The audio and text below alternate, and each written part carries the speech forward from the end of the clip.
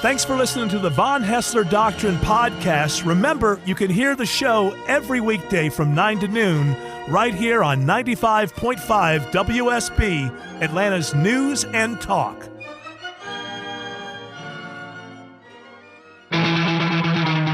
Live from Sherwood Forest in the heart of Atlanta, Georgia, Hour 1 of the Von Haessler Doctrine begins right now.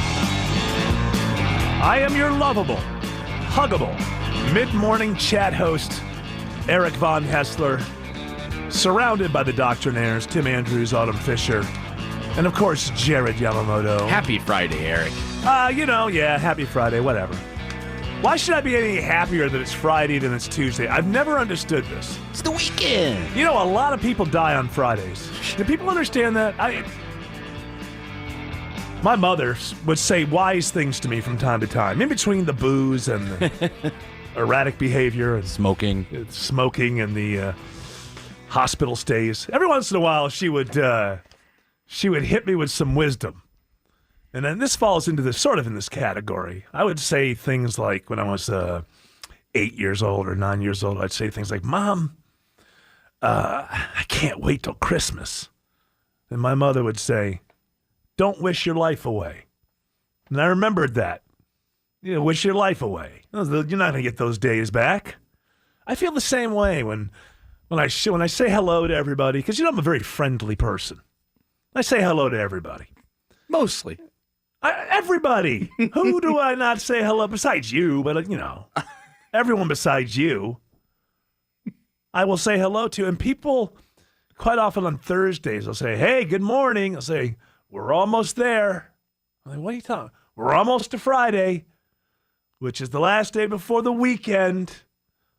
And I think of my mom, even there's one day there. I was like, why are you wishing your life away? And by the way, the best day of your life ever, right? There's got to be one. I don't know how you quantify it, but when all is said and done, there has to be one best day of your life somehow.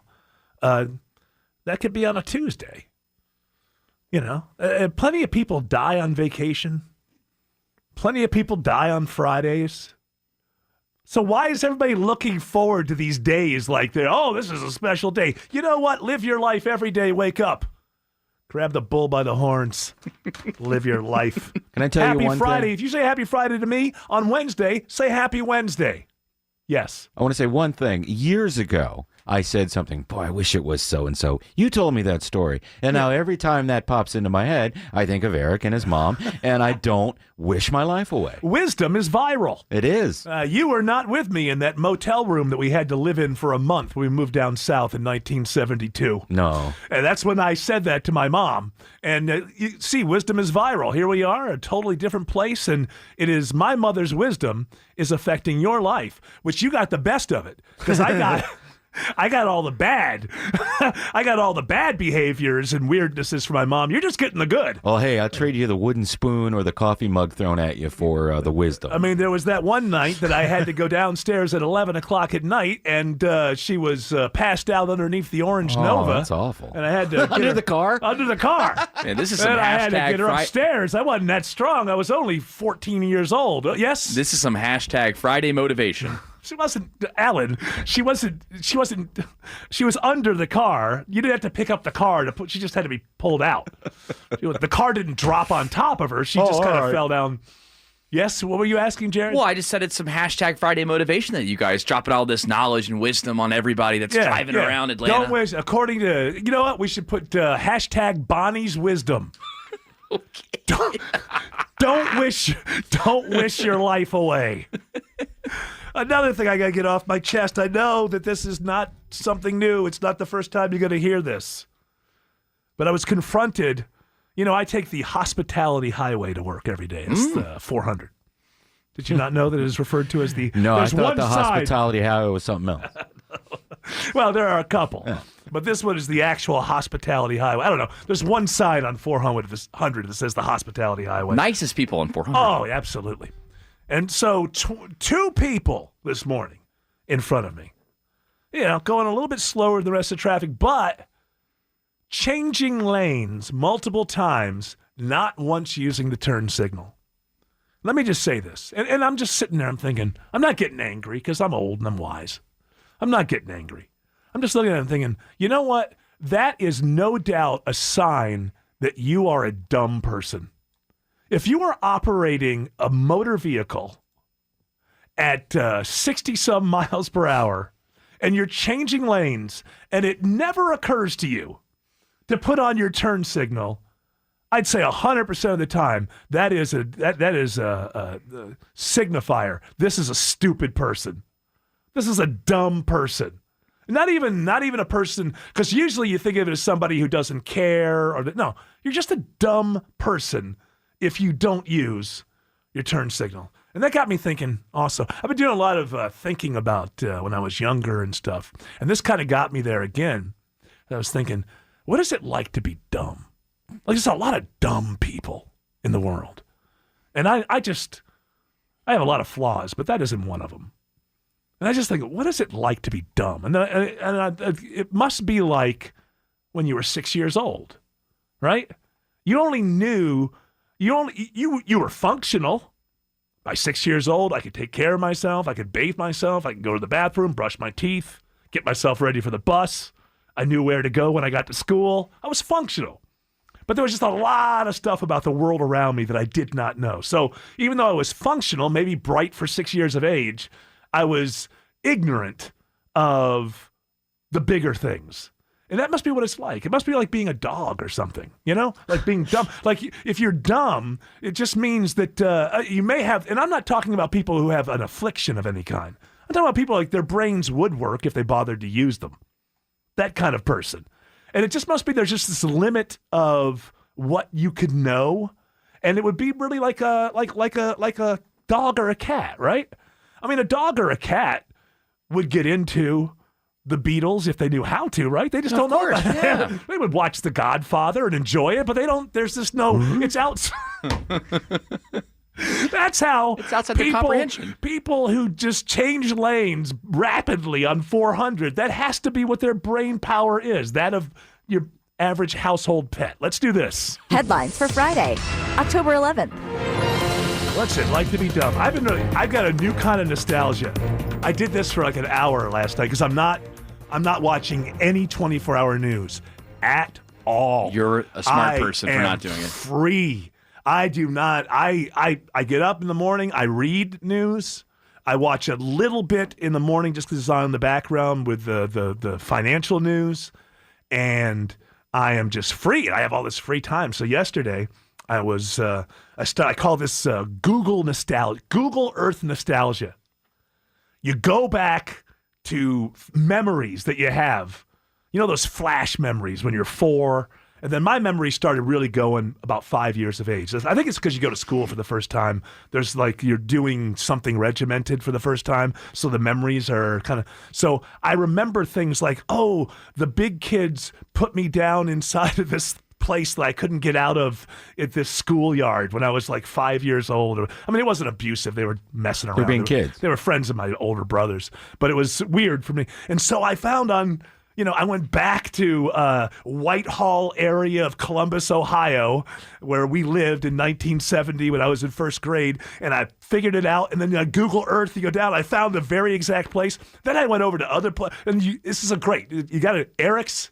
It triggers memories, doesn't it? Well, no, it's the memory that triggers me going to the Google Earth maps. Okay, it's the other way around. It's Google Earth nostalgia. It's because every place on Earth has been mapped. So where something happened to you when you were 7 and it was a long time, you can go to Google Earth and find it, and it's just fascinating to me. And then you're like, oh yeah, maybe they haven't changed that parking lot much. Now the problem is that most of those schools and stuff, you got to figure it out, right? What was the elementary in 1970 is right. It's something else now. The middle school, or it's where they just park all the school buses there. When they're not, yes. You got to be careful zooming in on elementary schools. It's looking weird. at Google. First of all, It's not a live cam. It's not a live cam.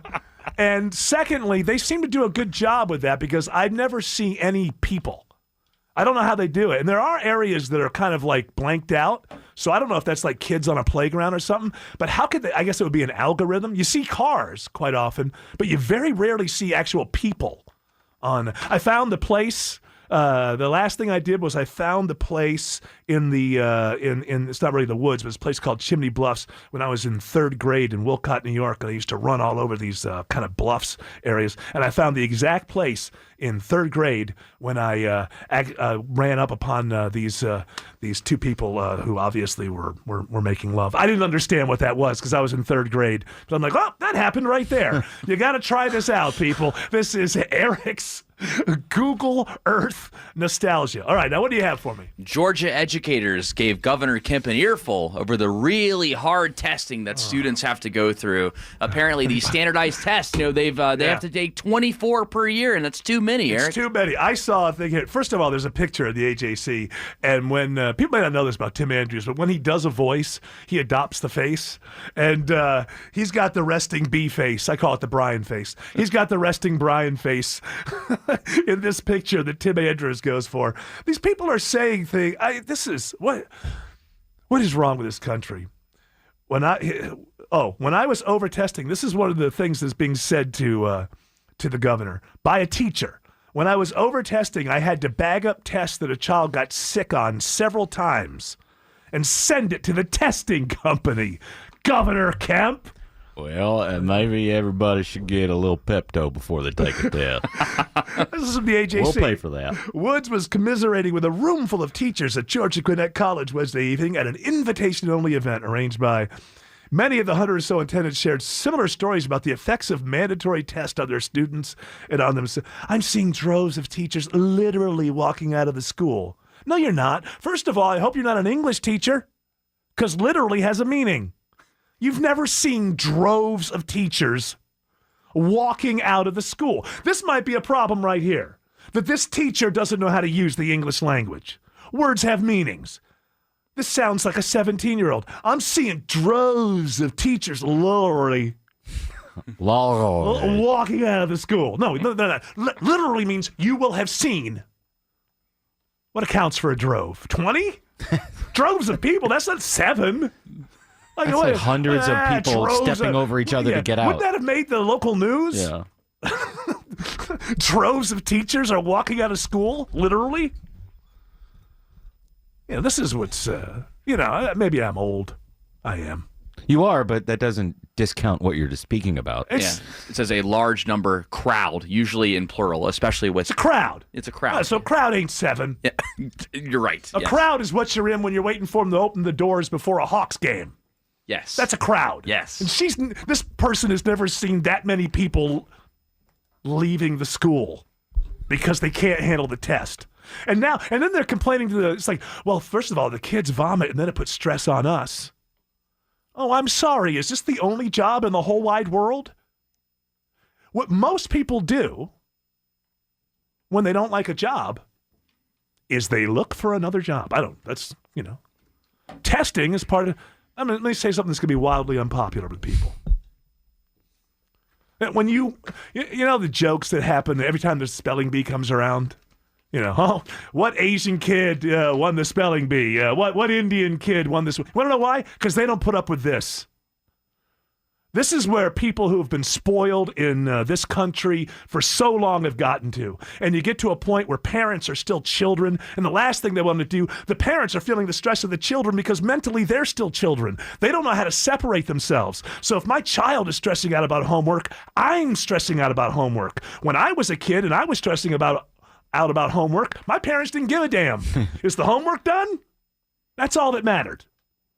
They really didn't ask me how it affected me mentally. Eric, if your homework's done, you can watch that show. If it's not, you can't. And there really was no more discussion.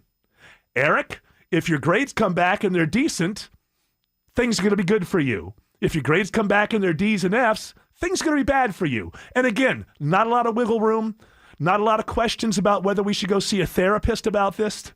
If I did have bad grades, therapy never came up. It was like, you ever want to do anything fun again? Get the grades up. And that's how everybody used to be in America. But now we've gotten to the point where the parents are still mentally children. And so they're stressed out by what the children are stressed out. And now the parents want relief. How do they get it? Relieve the kids. So that because I'm still a kid in my mind, This is why, but you know what? This is the truth, and you can yell at me all you want. That's why every time you look up at a spelling bee or something, you go, oh, what Asian kid, what kid from India originally or from Indian descent won the spelling bee? Because those parents don't play this. You could have, you ever hear about the Tiger Mom and all that? Yeah. I mean, there's legitimate criticism that it goes too far the other way. And I'm not saying it can't go too far the other way. But this is too soft. If you're a teacher that can't handle the fact that your kids are stressed out about a test because their parents are still children at heart, the next time you look up at the spelling bee, you'll understand. The parents of those kids don't play these games. As parents, most Asian parents realize I'm an adult, they're children, we're different. Now, my parents made sure I was prepared to succeed in the world. 2 things that I have to do as a parent: love this child and get them ready to succeed in the world. And they may not understand that I'm a good parent until they're 32, 33, or 34 and have children of their own, and that's okay.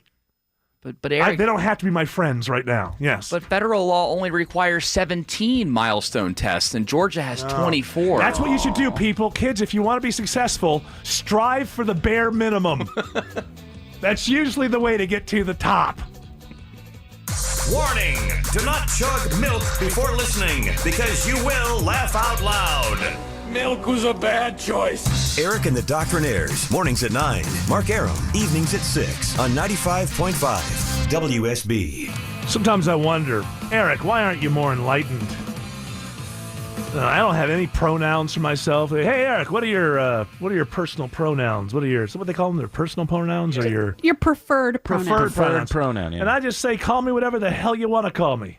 Just don't call me late for dinner. Yeah, that's right. I gotcha. Can I call you Ray? You can call me Ray. Jay? You can call me Roddy or Johnny. Can I call you Johnson? No, you cannot call me Johnson. Doesn't have to call you that? Doesn't have to call. Okay. You have no idea what you're laughing at.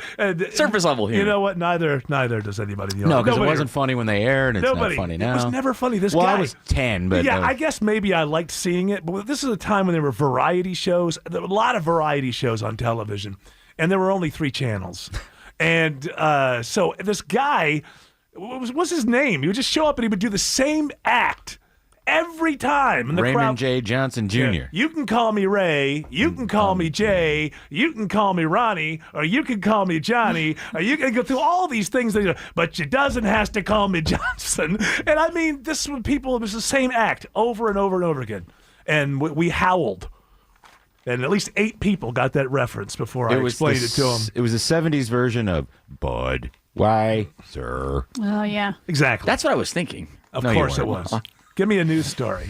Congrats to the Washington Mystics, guys, for winning their first WNBA championship. Oh, we're all so very excited. I love that one player. Yeah. Well, no, Autumn, hey, we don't care because we're men, but this, of course, makes you feel empowered, so you obviously follow the WNBA. This is what they tell me on ESPN. All women follow the WNBA because it makes them feel empowered. I didn't know that being a woman was so possible. Yeah. Well, who's your favorite player of the Washington Mystics? Oh, Michelle. Yeah. We'll get back to you. Lisa.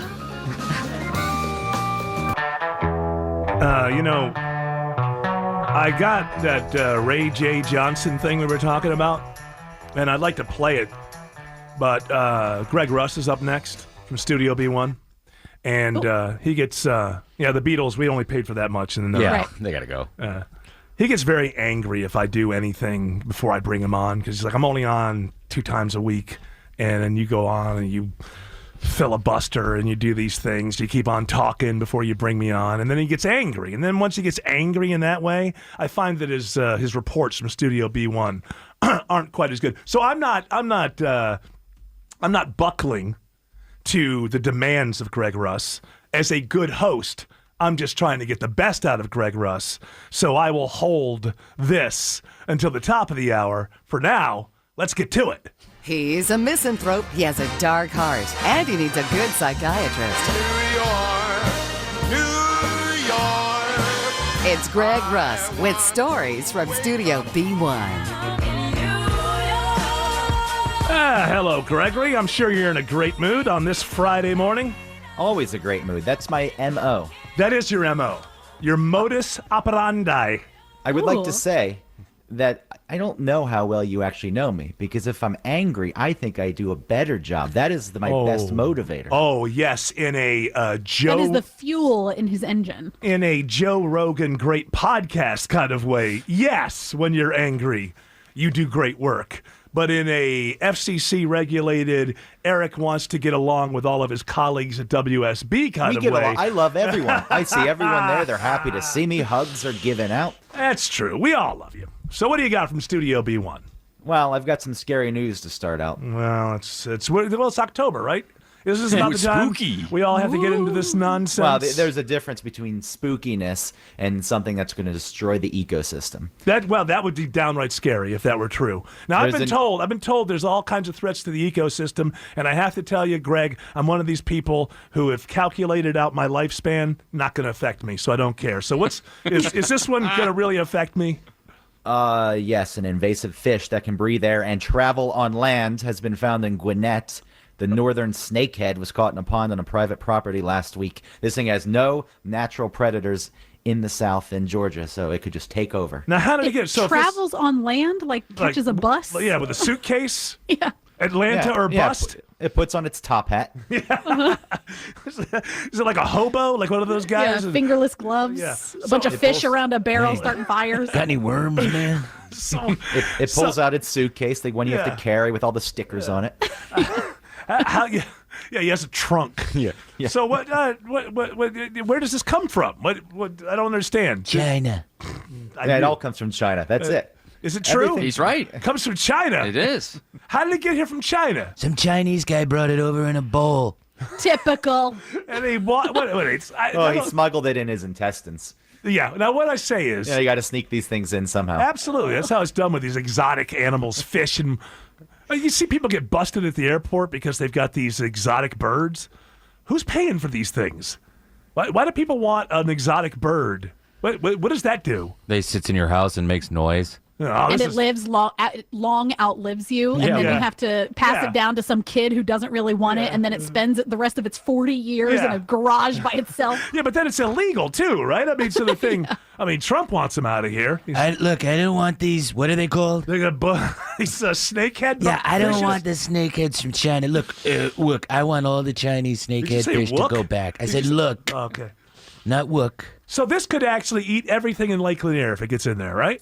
Yes, if you come across one of these things, which it's very confusing, Eric. Yeah. Because they look similar to a bowfin, which is native to Georgia. So you really need to be up to speed on this. But if you find one, the Department of Natural Resources suggests you kill it, you freeze it, you take some photos, and you report it to them. Then they can go investigate the body of water. Can I eat it? I'm sure. Is it okay to eat? It's a fish. There was a YouTube video of someone frying one up. Now, when it says can breathe air on land, like for a minute, I mean, I don't believe this thing. For up to 4 days if it remains wet. Right. So if it's raining, it can get from Atlanta to Athens. Yes. Go see a concert. If there's a dry... Go to the Georgia Theater. If there's a dry spot. It's amphibious, which means it has to go back in the water. Okay, So it's eventually like it does. a frog or something. Yeah. All right, so this seems kind of scary, but I don't know what to do with it. I don't, just one more thing that's going to make Lake Lanier more dangerous. It will go Let me tell you. Yeah. If you're an angler, take this very seriously. You're our first line of defense. That's right. So we're putting all our faith on you, anglers. So you need to, if you're an angler, you need to know the difference between a bowfin? Yes. A bowfin and a snakehead. You're learning. Well, I'm learning, of course. The snakehead will go after bass. It'll go after catfish. I mean, it will disrupt Not the bass. Not the catfish. Are the perch going to be okay? Oh, the poor Hey, birds. David, They shake her so Don't much. hate on bass I fishing. just That is remember. that is fun. I just remember. Stripers? I hate fishing. I find it to be deadly boring, and I don't eat any seafood or fish or anything. So once again, And by the time this really gets out of hand, you'll be dead. I'll be dead. So And Eric, you're missing the point of fishing. It's just fun to kill it. Even if you don't eat it, just kill the thing. No, I like people like Jared Yamamoto. He goes fishing and he throws them back, and he thinks that makes him like some sort of take a picture. I guess you can't say humanist because it's about a film, but he makes him feel like he cares about life. Yeah, that's a real good idea. I'm sure they love that. Stick a hook in their mouth, pull it out, and then toss them back in the water. I'm sure it doesn't hurt at all. Well, if there's one that is worth eating, then I will bring it home and I'll eat it. I deem you worthy of eating. It's like a shark dragging you into the ocean, and this one isn't good enough, and let you float back. Yeah. But here's the thing. Take one chunk out of your lip. Yeah. And then here's the thing. You would go back into the ocean after a shark lets you go and be eaten again. This is what these fish do. They get caught multiple times. You throw the thing back. It doesn't learn. Well, There's the no fish lesson. are dumb. The fish are dumb. That is very not dumb. true. Oh, they don't Striped know. bass. No, fish are dumb and known racists. Yeah, Jared's right. I read a southern study. Fish. Yeah, they will not bite the same lure twice. You have to use a different lure, That's but not they true. will get caught. No, They will it get is- caught multiple times. What? There's an Well- IQ test that scientists did on the bass. Oh, and it's the smartest of the fish. Did you ever hear that thing about? I don't even know if this is possibly true. That a goldfish, that they can only remember for 10 seconds. So every That's 10 not- seconds, that's not true. It's not. I thought their whole life was like that movie Memento. Right. It just renews itself every 10 It's seconds. like, why does the fish keep putting a bunch of notes to itself all over the bowl? I don't understand. Feed. So that's not true. They do have memories. I hope so. They don't They're live longer long. than that. I don't think they hold on to these memories forever, but it's longer than a few minutes. What kind of memories do they have? Nothing eventful happens. One thing about this snakehead fish, the pectoral muscles that it has, I just looked at online. Yeah. They are not fast. What are they on porn sites already? Yeah, this is fishhub.com. You fish? You fish. They have pectoral muscles that are too weak. They can't run after things, and they can't stay out or go very far. But they have no natural predators. Now, this is when they're I got outside a the water. baseball bat. Do they have legs? No, they do not have legs. Well, how Well, do they and move natural around? predators doesn't mean that it has no predators. Yeah, snake will eat Right? it. Like a snake will cut, or like a dog or something Well, might here- come and chomp it. Well, yeah, but that's only killing one or two here and there. Yeah. Oh, there's In not the- something that's going after these fish in particular. What Not if one of here. these, we there, make these, we decide when it's okay to kill, don't we? And then what if one of these fish has feelings? What if you ever read Jonathan Livingston Seagull? I'll bet you haven't. But that was a seagull who wanted to be free. Okay? Was it aware of its own existence? It was aware of its own existence. There was a Well, book did it written stop about stealing people's food at that point? Because if it was aware of its own existence, it would be a little respectful and not steal It sandwiches turns out of out people's hands. that Jonathan Livingston Seagull did. He retired and opened. Ice cream shop? I'm going to Yeah. stop pooping on people when they're on a boat. Well, that's still sport. You can be aware and still have fun doing that. That's true. All right. Well, I feel like if this thing takes over and kills everybody, I'll be dead anyway. I'm thinking about that a lot lately, Greg. I realize now I've Death? got no, not death, I'm not morbid like that. I'm cool with that, and I'm feeling pretty healthy at 55. But as I'm driving to work and I'm listening to stories on the radio, I'm in that window now where I can hear stories about what they're going to do to 285 by X number of years from now, and think I may or may not see that. There was a story this morning about the population of Atlanta over the next 30 years. I'm listening. Oh, yeah, I'm like 30 years, 2050. That's probably not going to affect me. I'm probably going to be way dead by 2050. Oh, Yeah, you'll offset one of those new people. That's with your death. I'll be 100. I would be 100 in 2064. So All I'll right. probably, if I live a decent life, I'll probably die in the 40s. Don't you Yeah, think? Yeah, I don't just like it. I paused there because it isn't that far away. It's not that far away. Hey, look, people, I'm in the lobby of death. I'm not inside Yeah. the theater, but I'm. you're walking up Yeah. to that clipboard Yeah, and writing your yeah. name on the thing. I'm buying You're candy. getting the popcorn? Yeah. I'm getting popcorn. I'm getting candy. I'm getting Yeah. refreshments. What are we supposed to do if that happens? Wow, it's 20 years from now. You think I'm going to still be hanging out with you? I hope that's- so. You lot? Well, that's if the snakehead doesn't take over and eat all the food in the world. That's what I'm saying. I think that's going to happen after 2050. I think isn't it funny about death where you go, well, as long as I die when I'm supposed to, I'm okay with it. Yeah. It's like Yeah. we all have this feeling like, well, if we make it to 80, all right, that's cool, But I don't want to die at 77. That would be horrible. This is the thing, though. Tim asked what happens if you die. This is why I didn't hitch myself to the show completely. Because I thought, when Eric's done, even if you don't die, when you retire, I'll still be 40-something. Yeah. Then what? A different career path, please. I need to keep making money. What are you gonna do? What are you gonna do when you don't have me to rely on, Greg Russ? What are you gonna do? How are you gonna be famous in this world?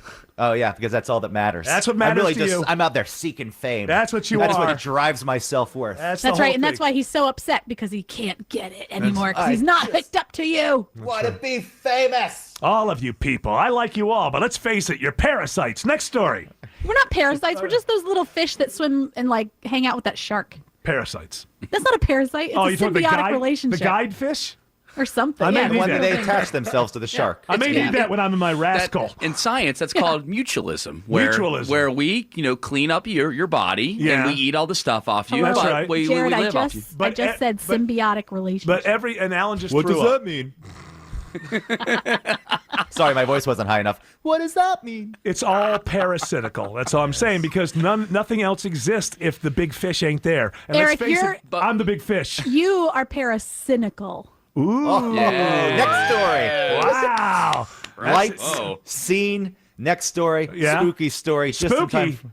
Just in time for Halloween. Thousands of male tarantulas are looking for mates. They're emerging in San Francisco in the area, the Bay Area. There's a lot of tarantulas. I'm moving to San Francisco. Are tarantulas? I heard that the tarantulas are scary and they're used in movies because they look scary, but they're not actually that dangerous. Are they dangerous? They're nice. They're not dangerous. They can bite you, and it stings, but I don't think They don't no have one has poison. ever died. Yeah, they don't kill, but it's just that they for movies, horror movies and stuff, tarantulas are so scary looking. A big, hairy, eight-legged thing coming at you. Yeah, it's not going to be pleasant, but it's not And going you to can't kill smash you. them. I mean, you could, but it's gross. Oh, at that no, it's point. like killing It's like a person. Yes. I mean, it's like I was the one time. Oh, you would know. Well, no. I'd tell you all about it. That music tells me. I don't walk in parks. I don't walk in parks. What are you talking about? We have to take a break. But I will tell you, one time I had a fight with a moth, and it was like being in a bar fight with a redneck. Yeah. So, Greg, one time I was bringing a vehicle, back from Florida, and a friend was driving behind me because I had just gotten this vehicle. It was a 1980 911 Porsche. And I was very excited. I drove that thing. Yeah, I was. Oh, yeah, you drove it and wrecked it, as I recall. But that's a whole different. Someone hit me. Well, that's a wreck. No one hit me when I was driving, is what I'm saying. So I was driving it back, and I just purchased it in Jacksonville. And the friend who was following me said, "Okay, this is as far." He lived in Henry County or something. All right, you go home, and I'll just go back to Roswell. Everything will be fine. Soon as the friend's not trailing me anymore, the car starts smoking and overheating, and I stop in I don't know where I was, but just the nearest motel, really. And it was a really hot Georgia night, dead of the summer. And I get into this Fleabag hotel. And there's a moth flying around. And I'm telling you, it was like a bird. It was like having a bird in the room with me. Like one of those Lunamoths or something like that? Just huge. Did you scream when you saw it? I didn't know. I did not. I went. Did you yelp? It was more like, I think I yelped. I think I went, because, just emerged from behind the ottoman or something. I don't know what it was doing. And so I can't stay in here with this thing. So I start getting ready to kill this moth, but it was so big. As I was saying before I left, it was like getting into a fight with a redneck, and we were back and forth. I broke the lamp. I mean, I'm going after this thing, and there's like, this moth is meaty. I mean, this is not like an insect. A meaty moth. I mean, this is a meaty. And then finally, I killed the thing. There was blood everywhere. I felt like I killed a person. It was Splattered disgusting. on your face. Oh, yeah, it was terrible. It was Yeah, blood I think all over that the mirror. This is some coping mechanism in your story. You've changed this. It was into a moth. and really, it was just like some train. It was a moth. This is not the final. It was a moth. This is not the final episode of MASH. It was truly. Doctor, She swatted her own moth. Doctor, as I recall, it was a moth. Now, it may be true that my wife went missing shortly That's right. My thereafter. blood was everywhere. But as I recall, Moth blood. it was a moth. All right, Craig. Thanks for the stories from Studio B1. We'll talk to you soon. All right, bye. Have a good weekend. Hour 2 of the Von Haessler Doctrine begins right now. My producer, handsomest producer in all of producery. That says more about the other people in producery than actually how handsome he is. But, a fact is a fact. He tells me he has an open mic he wants to play, so go ahead and do that. Yes, this is from the WSB radio app. Good morning, Eric. I just wanted to call in and say I love the show. I've been a fan of yours and Tim's for many years. I'm also a huge fan now of the Power Pod. I think the only way you can make your show any better is to do two things. Make the show longer, and please cut back on the sports talk. Love you guys. The people have spoken. Let's do this. One man to beat. He cuts behind him. 20. He's going to go. 5. Touchdown. Georgia Bulldogs and sports with Jay Black. Hey, I'm in the room here. No, he's talking about me. I talk about sports when you're not around. Oh, okay. So it's not all on you. He's cheating on you, Jay. Well, there's a little bit of hatred. Yeah, a little bit, They're hating on you a little bit. But, I had my friend Jay Busby on Yahoo Sports. I'm torn between two Jays when it comes to sports reporters. Loving both of you is making me look like a fool. Sounds like you're burning your J at both ends. That's fake Jay Probably not Black. very good for you. Fake Jay Black here. Yeah, I'm burning my J at both ends. It's going to come back to haunt me, I'm sure. I'm just happy to be loved. Jay, are you over the big game?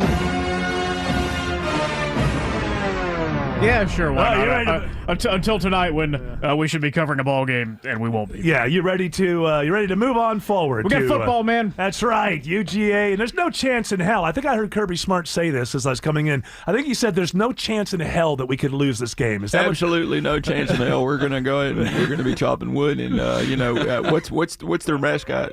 That's a gamecock. Don't get to. Hey, this is not shock jockery. There, I'm not being shocking. Kirby It's what we Smart. say in the locker room. So how come South Carolina is so terrible for so long? They used to be not a powerhouse, but they used to be a good game. Well, they had Spurrier.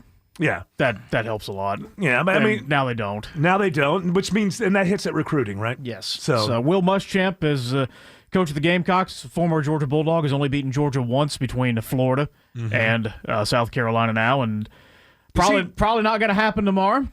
Barring anything catastrophic. Is he a bad coach? They expected more out of him in Florida when he went there, didn't they? Yeah, they did. He's fine. Yeah. I mean, Kirby, what do you think? Do you think he's you gonna beat him? I heard Kirby Smart. I was driving in. He said Muschamp's terrible and couldn't hold a candle to his coaching skills. Here's a guy that couldn't chop wood with a chainsaw. You guys went to college at the same time at Georgia for 1 year. Yeah, I mean, but he was so high the whole time. I don't think you remember.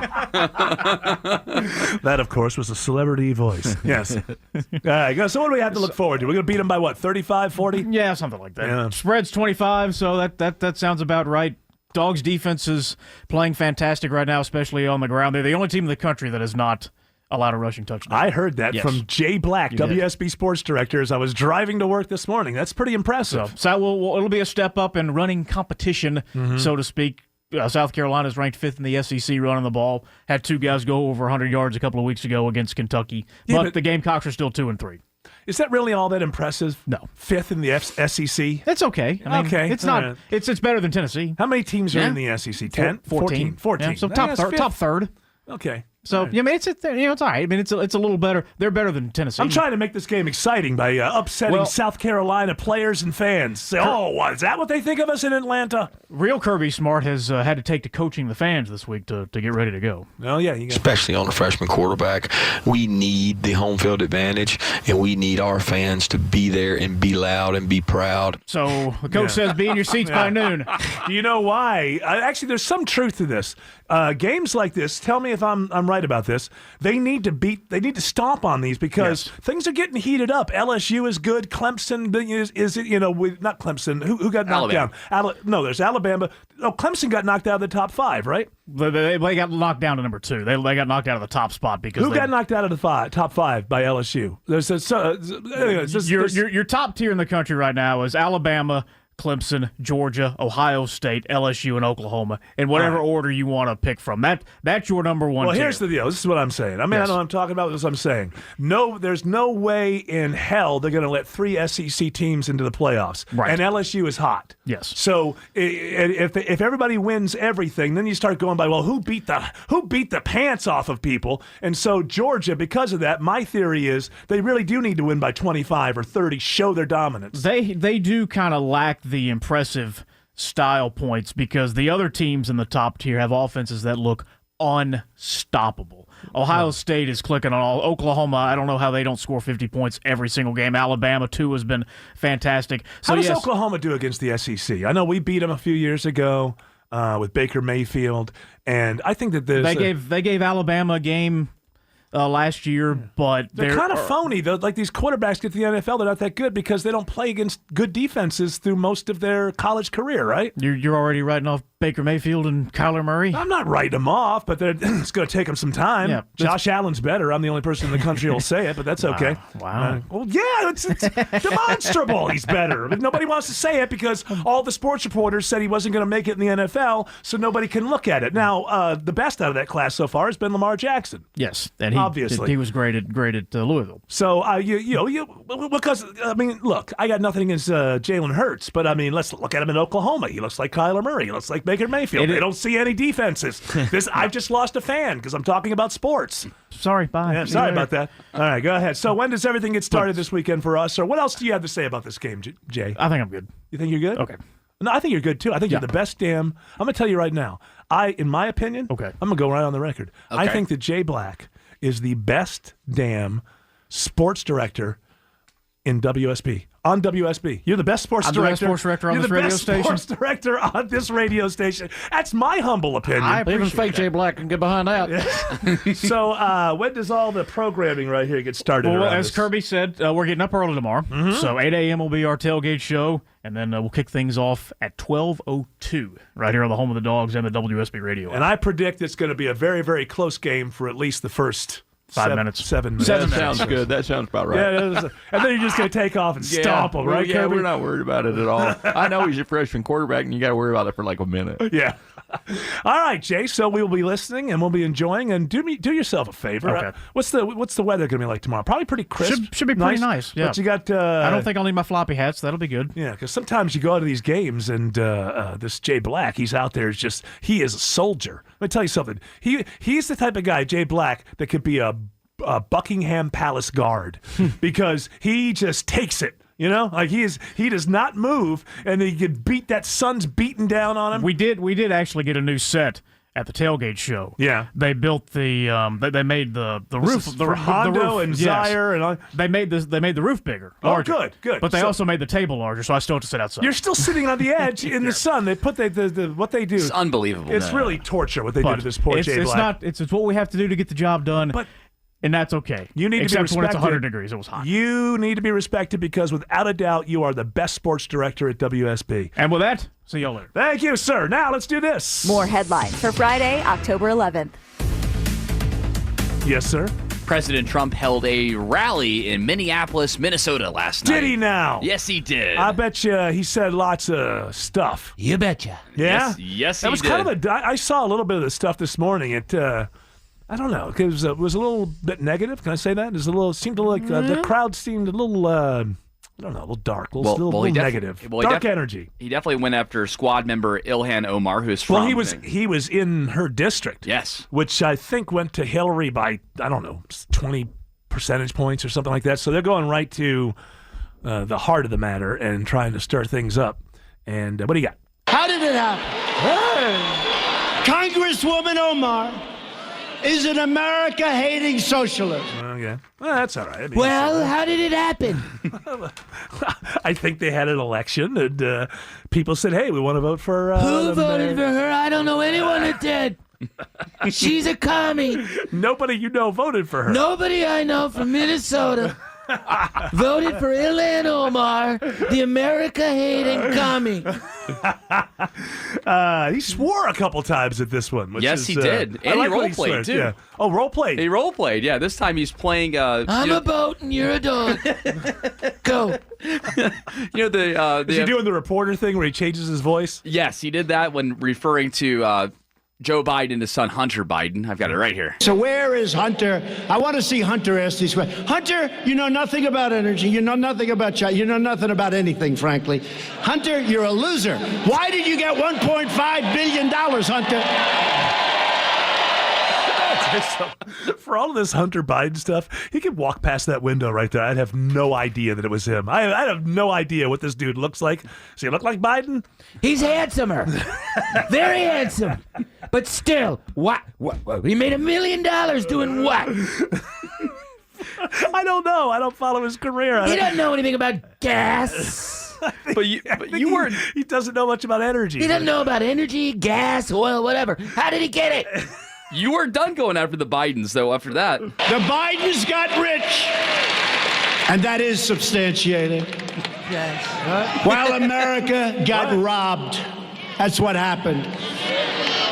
Sleepy Joe and his friends sold out America. They didn't have tough negotiations. I look at these trade deals and I say, who the hell could have done this? They're the same people who voted for Ilhan Omar, maybe. Probably. The Bidens are the most corrupt.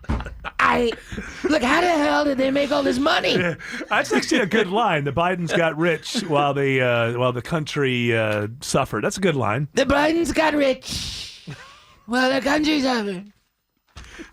Now, when you get to the swearing, you kind of really went for it there. You got the... Hunter, you're a loser. And your father was never considered smart. He was never considered a good senator.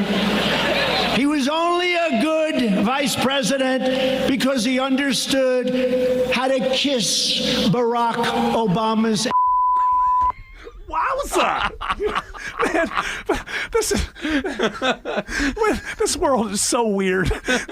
This world we live in now is so weird compared. I thought that. I thought he's sworn a few times in the past, and I thought this is new. Turns out we have unearthed some unknown audio from Ronald Reagan. Ronald Reagan? Ronald Reagan. And I guess they kept this in the vault. The first script sometimes for certain things goes a different way, but it's not all that new, apparently. Uh-oh, that music tells me I'm not going to give you an example. Can I give him how about a tease? Can I give him one example? One example. How about this? Government is not the solution to our problem. Government is the problem. Well, it turns out it's not the first time. You're saying he swore a different time as well. Yes, again, Let's play them both back to back. The first, the one you've already played before we went to the break. Hunter, you're a loser. And your father was never considered smart. He was never considered a good senator. He was only a good vice president because he understood how to kiss Barack Obama's. And I said, wow, this is all very new. And then I was corrected because we found, we unearthed old audio of Ronald Reagan, and it's not new to swear in these situations. Mr. Gorbachev, tear down this wall. It's first draft. Wow. But he swore another time last Yes, night. he was role-playing with the Peter Strzok, Lisa Page affair, and here's him playing along with that. Lisa! Oh, God, I love you, Lisa. And if she doesn't win, Lisa, we've got an insurance policy, Lisa. We'll get that son of a bitch out. We got an insurance policy. And we're living through the insurance policy. That's what it is. The phony Russia hoax.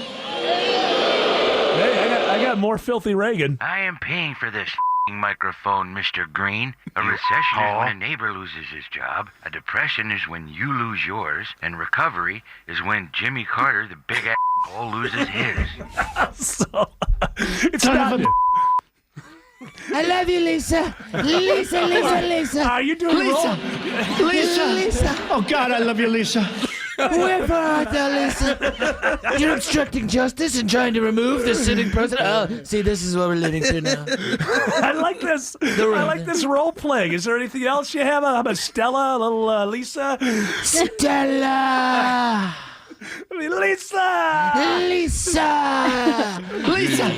Lisa. Oh, God, I love you, Lisa. A streetcar named Fake News. It's a streetcar named Fake News. You're tearing me apart, Lisa. What are you two, a couple of queens? Yeah, give me a little James Dean. You're tearing me apart. You're tearing me apart. Lisa. Oh, God, I love you, Lisa. How I love you. And if she doesn't win, Lisa, we've got an insurance policy, Lisa. Lisa. I'm not Lisa.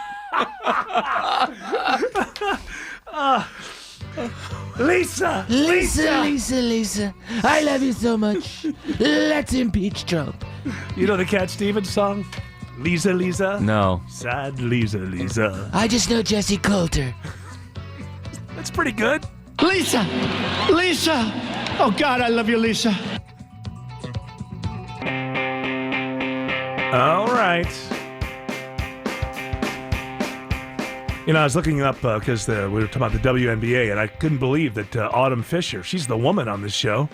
She wasn't following the WNBA. She didn't know what the Washington Mystics were. She didn't know anything about this stuff. And so I decided to look up the WNBA. You know, so the NBA makes about $8 billion. The WNBA makes $60 million. And I keep reading all these things like the HuffPost. So-and-so is wrong as to why WNBA players aren't paid more. What is so hard about this? You don't sell as many tickets. Even people who don't understand economy, understand economics, shouldn't that be an easy thing? How come the Rolling Stones can get $250 a ticket? Because 50,000 people decide to pay that much money.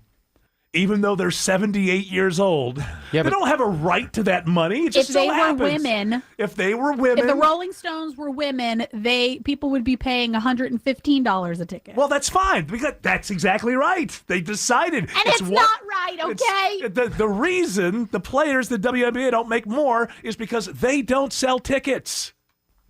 What about the all-female Rolling Stones cover band? How much do they make when they go out on tour? Yeah. They're pretty damn good, but you're probably going to see them in no place larger than the Tabernacle. But it's called economy of scale. It's not difficult to figure out. Rolling Stone foxes. Everything is not about the war of the culture and all of this. Some things are just basic. It should be easy to figure out. Listen, the people who are in the WNBA will be making more money if every time they went out on the court, they were selling out arenas, and if they were selling merchandise, jerseys. And what's the reason why they're not? Because no one's interested. Okay, let's why? do this. Because they're women. Well, that's fine, but is the government supposed to step in? Yes. Make everything fair. How about to this? Go down by law with George Stein. It's not fair. You know what's not Everything fair? Should be fair. George Clooney got his face and I got mine. That's the way the world works. The world's not fair. George. Good morning. George Stein. Good to be here. Nice to see you. We bring in George Stein so we can get to the legal underpinnings of many of the stories that are being chatted about these days. Oh, yeah. Jared Yamamoto, do you want to tell me, give me a story. Jurors in the juicy Robert Olson murder trial hold on. Juicy would not be the word that I would use. Juicy. No, apologize to me and say I'm going to use another word. Don't tell me why you're going to use juicy. Juicy is like sexy. Yeah, this is an important trial. How about bloody? Well, yeah, bloody. This is an important trial. It's not juicy. Is not the word you would use to describe this trial. Just apologize. Orange? Just apologize to everybody. Well, what I'm trying to say is that it's juicy because they still have not reached a verdict yet. It's not juicy. It's not juicy. Juicy means there's some sort of sex appeal to it. Yeah, it would be juicy if they haven't reached the verdict yet because 2 of the jurors have fallen in love. Yeah, that's not juicy. Juicy, you're using the word wrong. What if I said intriguing? Intriguing. Okay, there we go. There I replaced with intriguing. All right, a real word. Jurors in the intriguing Robert Olson murder trial still have not reached a verdict yet, guys. Thank God George is here to help us out. What's going on with this one? Now, let's explain again what this trial is all about in case people don't know. I mean, basically he shot somebody. He was a cop. He was a police officer. There's a guy who was having a mental situation. He was in the middle of the street. Mental issues. Because everybody's saying it all the time. I have to say he's African American. Sure. But he's a citizen. He was having a mental episode. Right. He wasn't obeying commands, verbal commands. Right. And he was nude in the middle of the street having an episode. Yes. And he was shot and killed by the officer. Mm-hmm. And the officer's story kind of doesn't line up. Some of the things he said to the officers that came there, he didn't say later.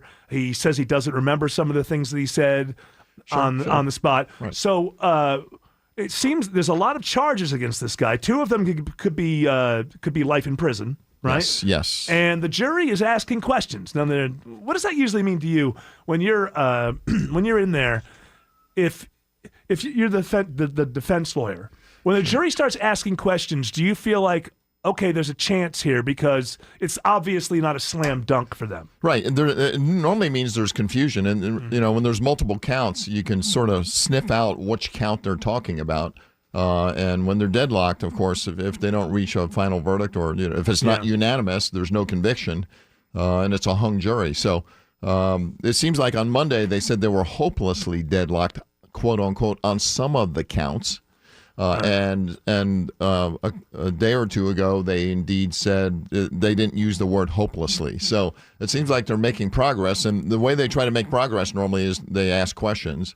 And then they try to get clarification or rehear certain testimony briefly. Yeah, and then something that was weird is they were supposed to have they were requesting some information that apparently should have been part of their information packet that they got from the judge, right? And somebody forgot to give them that. Yeah, that's just that happened administrative error. So that happens from time to time. But sometimes they ask for evidence. The question speaks to something that was outside the evidence that was presented at trial, and the judge can't give them that because that wasn't part of the evidence, and they just have to say they got to stick with what they've heard in the trial. Exactly. The judge simply says, "Well, you've heard the evidence. Please resume deliberation." These stories are very difficult. I was talking to Veronica Waters, who's covering it, and I equated because I was thinking of the story. Was it in Texas where the cop says that she thought she was walking into her apartment, but she walked into somebody else's. She killed the guy. Yes. He's sitting there eating.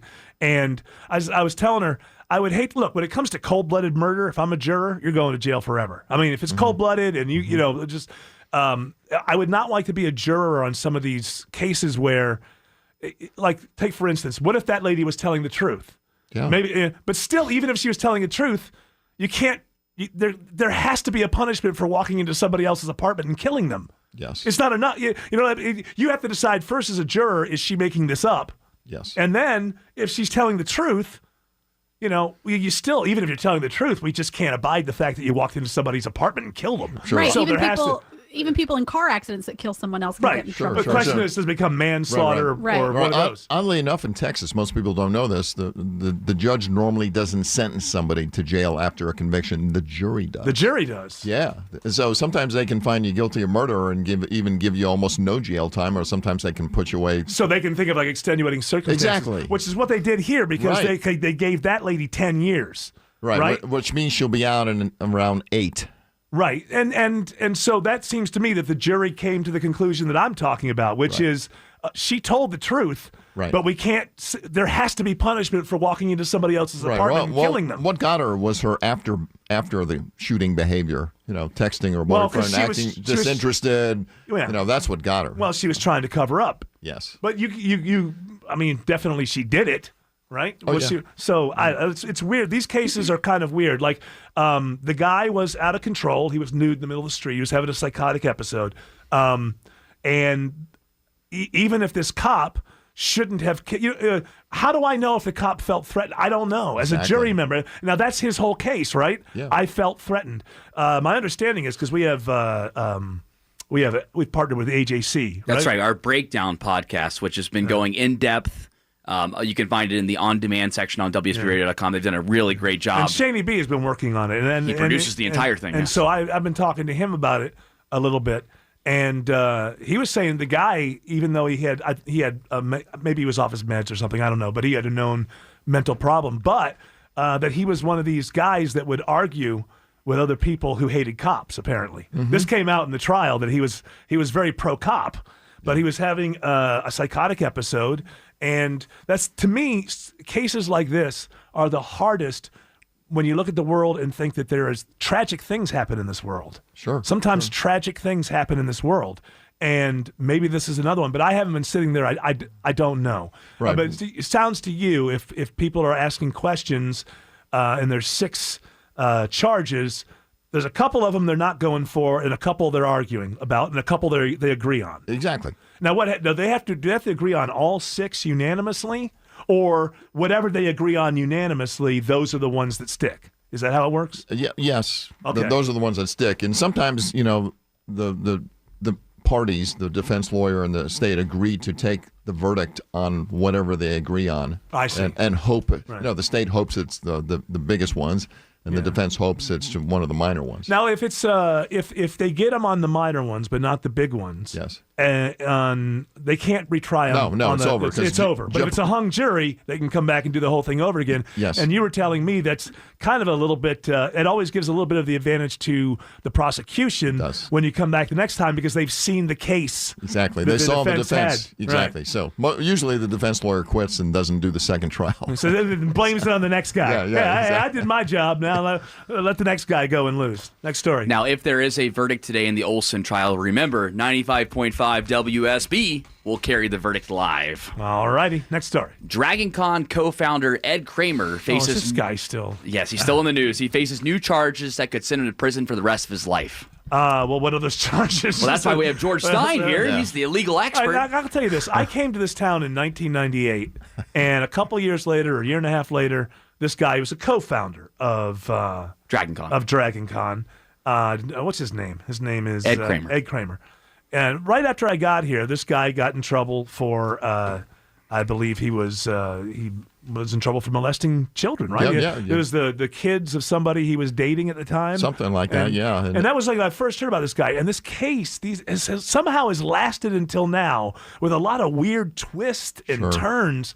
Lots of delays over the years on that original case because and that's all he's been doing. But then he keeps on getting in trouble. Like he was supposedly for a while he had some sort of deferment for being sick. Yes. He needed a breathing mask or something. Right. And then they found him in a motel room with a 14-year-old in the middle of that. And then he was out walking in the woods without his oxygen mask. Yeah, but they claimed he wasn't fit for trial. He had physical problems that were profound, and the case got delayed forever. Finally, several years ago, he entered a plea instead of going to trial and got house arrest for a few years, and he pled under the First Offender Act, which basically says if he survives probation, that it's doesn't count as a felony. He can move on with his life. He can. However, if you violate during the term of your probation, then they can strip that away and sentence you for whatever's left on your probation. So he's had problems subsequently. There's been a lot of twists and turns. It goes to Gwinnett. Well, he can't stop staying with 14-year-olds in motels. If I was his that's lawyer, the problem. You ever have a client where you just want to go, hey, pal, I'm doing what I can here. But if you keep being found in motor hotels, motor inns with 14-year-olds, doesn't matter how good of a lawyer I am. Well, he rang the doorbell. Yeah, and then it's more. Here it says he was arrested again in February, accused of photographing a child without parental consent and violating his probation. But there was another strange twist. This is from the AP. Kramer was working at the time for a private investigator hired by a Gwinnett County judge who reportedly believed District Attorney Danny Porter had hacked her computer. How bizarre is this? Very bizarre. What was he hired for? And then he got caught with pictures of some kids without the parents' permission, and now they're trying to strip away his first offender status and put him in jail. You know what's funny about this guy? They fight and they fight and they fight. If he just would have taken his medicine in 2000, he'd be out by now. True. Nobody tweaks your funny bone like these guys. Eric Von Haessler, weekday mornings at 9, and Mark Aram, weekday evenings at 6 on 95.5 WSB. Yeah, that's what I said, George. If the drug cures my psychosis, I'll deal with the man boobs. But that's a different conversation. You give one more story? Yeah. A legal story, please. Yeah, this comes from The Atlantic. Now that the Supreme Court has opened its 2019 term, it will face a pressing criminal justice question, and that is, can states abolish the insanity defense, guys? Oh, because this was something that we don't... Is it even in the Constitution? I mean, how does this work? Well, listen, a little history. There was called the McNaughton Rule, 1813, a British court determined that if you have a right to a trial in Mother England, that originally that... you had to be competent, okay, right. And that's why it's something that you can't fully engage if you don't know what's going on. Right, you can't take advantage of a person, right? If they don't know what they're doing. This guy was a paranoid person who thought everybody was out to get him, and he killed people. Right? Sure, yeah. And a lot of times they ask whether or not you knew the difference between right and wrong, and those sorts of questions. And so, modernly, and looking a little bit further down the line, remember 1980, John Hinckley? Yeah. So, that's what he used. He went to a little funny farm for a while. Yeah, let me tell you something. That was because he was rich. Yeah. His parents were rich. I mean, that's why that happened. Let me tell you something. If that had been some dude from the inner city who shot Ronald Reagan, they wouldn't have been sent to that little home. No, but that music says to me, yes. What I want to say is this: the insanity defense is fine. Problem is, it's applied to people who aren't truly insane. If I think that you're the devil with snakes coming out of your head and I kill you, I'm insane. Yes. Those are the people who should be, and they're put away, just not in prison. All right, tell people how they can get your services, George Yes, Stein. in your time of need, if you want a quality lawyer as it relates to motorcycle accidents, if somebody causes you to lay your bike down, of course, go to my firm, Steel Horse Law. You can go to steelhorselaw.com or simply call 404-522-1000. Thank you, George. Hour 3 of the Von Haessler Doctrine begins right now. Tim, I want to ask you a question. Sure, Eric. I don't want you to get all defensive. We're friends. Yeah, what's your question? We're friends. Yeah.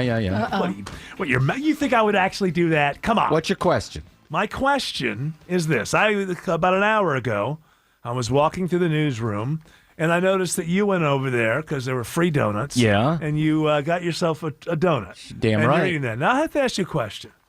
Okay. What did that do for you? It made me happy. It's been an hour. I don't know. That's your response. In reality, did it actually make you happy, or did you just do a thing? There's a thing. I do this, into mouth, move on. In 2 hours, if there's another thing that's available, I will take that, put that in my mouth, and move on. Happiness is something that stays with you. Well, see, I'm going to answer your question. You're not going to be defensive. No. I know on Fridays there are donuts in the traffic room. Yes. And I will sometimes go in there and have one, and sometimes I won't. Today, I went in and had one because they were Krispy Kreme and not Dunkin' Donuts. Yes. And I love both, but I love Krispy Kreme. My question is, before I stopped eating I'm asking the questions. Because you don't do it anymore. I am asking the questions. There's nothing worse than anymore, so I'm going to shame everyone else. I'm not shaming anyone. That's millennial speak. I'm not shaming. What do you I'm call asking questions. I'm giving you the benefit of my experience in this world, because for many years, you know why I ate donuts? Because they were there. Mm-hmm. I wouldn't have gotten in my car, driven down, ordered them. But if they're there, well, I'll just eat the donut. And then after a while, the habit is donuts are there. Eric eats them. But what I don't remember is that wonderful sensation after eating the donut. Like, wow, I don't care what the after effects are. I don't care how much weight I gained. I can write an essay about how this is worth it. Just for this. The question I'm asking you is, did you really want the donut, or was there a habit that says donut, Tim, proximity, mouth? It is the same exhilaration I receive when I'm in my car driving home from work and I pick my nose. Okay, yeah, but see, mission accomplished. You weigh less after you pick your nose. It's minuscule. No, you don't, because I don't throw it out the window. Ew. Hey, you brought it up. You brought it up. I didn't bring it up. Hey, it's good for you. It's good for your immune system. What I'm saying is that so you're many better people. than No, I'm others. not. I'm giving the benefit of my journey, and the truth is, what I would ask you or anybody else to think about is, what are you actually getting? Because for me, my experience was 5 minutes later, my life could have had a donut, not had a donut. I'm not still happy. Like 25 minutes after I eat a donut, I'm not still living in the glow of, wow, what a donut. For me, I think it's more habit. Now, I don't do it every day, and I don't do it every Friday. I'm getting defensive. No, I'm telling you that I'm just asking to make you a rational decision to have an abortion. This is like having you at the That's house. like, Eric, what you're talking about is what they do in smart recovery. What? Where they say, instead of, it's like a subset or a sister of AA. Yeah. And they rational teach, recovery, right? Yeah, like they teach you're allowed to have that craving, Yeah. but focus on it and say, okay, I'm going to wait 15 minutes. And if I still really, really want that thing, maybe I can have it. But maybe I'll get there and say either I don't want it anymore, or maybe I can go another 15 minutes. See, I go further than that, and I just say, is it a want or a need? Well, baby steps. Is Eric, it a want? You're or a very need? good at. I've only been doing this for a few months. Yeah, Excuse me. I'm a flip the switch You kind sound of guy. offensive. No, well, you're coming after me. I'm not coming after you. I'm complimenting you.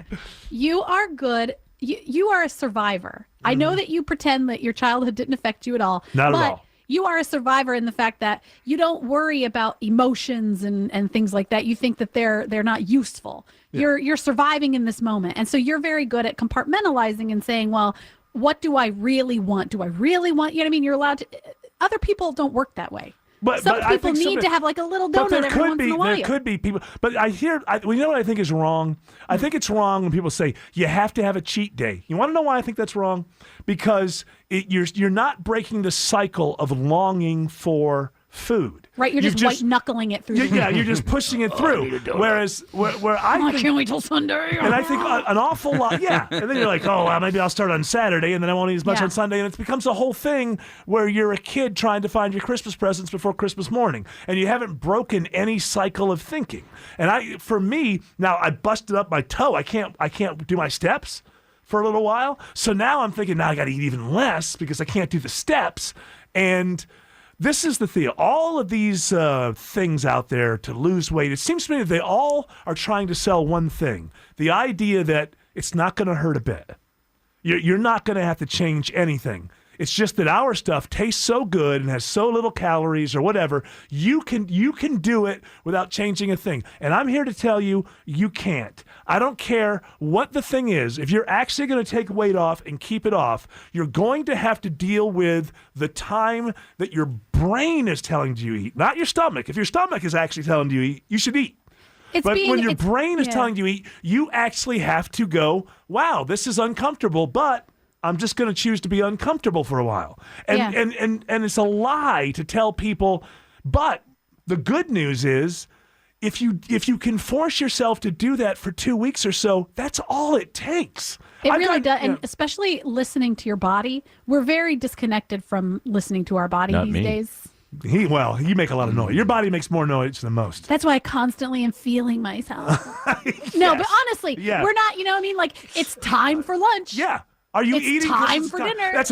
That is a good question. Are you eating because of what the clock says, or are you eating because you're actually hungry? You want something to eat. And our brains are so preoccupied constantly by a phone or a TV or some sort of screen, and so sometimes you're just eating in front of that. Yeah. And you're not even paying attention. And we go back to where I started. It's habit. And then it's your more about brain, breaking because we are cavemen at the center of our brains. Or women. Thank you. Stay fair. We are built to respond to fat and salt and sugar. And so, of course, it's a drive to those things. But if you really do sort of marry that caveman brain along with listening to your body. Yeah, well, you can be Eric von Haessler. Yeah, that's what I am. I'm 78 pounds. I'm a highly attuned caveman. Yeah. I listen to myself. I don't listen to anybody else, but I do listen to my own body. Mm-hmm. And it just seems to me that maybe there's 3 or 4 people listening that'll go, you know what? The light bulb will go up and say, you know what? He's right. You eat less and move more, and that's all there is to it. They're not on 2 + 2 = 4 right people are outraged with you for going outraged. They're upset. Why? Some of them I can't read, but this one, here's a clean one from James. He says, I don't listen to WSB to have a former fat guy lecture me about being a fat guy. I am not a former fat guy. You were never fat. I was husky. You're tall and I'm very wear tall. It well. That's right. You wear your weight well. What I am, thank you very much, Autumn. I appreciate that. There are some people who gain weight and they just look fat. Yeah. And there are other people who somehow wear it. It tends to, when I do get big, it tends to kind of go over everywhere. Distribute evenly. It distributes evenly across my body. See, the problem is when you get fat everywhere except your face. Yeah. And those people are the hardest to lose weight because you are looking in the mirror and you're like, I look pretty good. And you just don't pay attention to anything below your chin. That's right. Well, I'll tell you, before I started losing weight, I started ignoring my mirror. I really did. This is why I knew. So at the point that I was like, you know what, I can comb my hair without looking at my body. The first symptom of being fat is not looking in the mirror. That's right. But I hate myself. I actually perfected looking in the mirror in the morning, combing my hair. Without looking at the rest of my body with no clothes on. Yes. Ever since that's right. I comb my hair with no clothes on. Judge me if you will. All your hair. Yeah. Why would you wait a second? I'm very well. Why would you comb your hair before you put your shirt on? when I go in the morning, But right, you put your shirt on. I You're going got to mess your hair up if you put your shirt on. No. I have 2 hair combings. First thing is, no, this is just to get me downstairs. This is in the morning. I got the underwear on, put the water on the hair. Okay, do that real fast. Then put your clothes on. Then go downstairs. Before I leave the house, that's when the gels and the goops and the whatever come out. The real. Why don't you just shave it all off and embrace the baldness? Because everyone does that, and because I'm not. If you're not standing above me or I'm not sitting down, I don't come off as a bald guy. I don't like being a bald guy. Don't be bald. You'd be handsome like the guy who runs the NBA. Handsome. No. Oh boy, what the president of Mars, Adam Silver? I have a boxy head. I have a Frankensteinian head, and I don't think it would look good. The hair evens out. The head. The hair evens out the head. People on our Facebook page, Von Haessler Doctrine, are saying that ever since you got that fitness tracker, you've changed, Eric.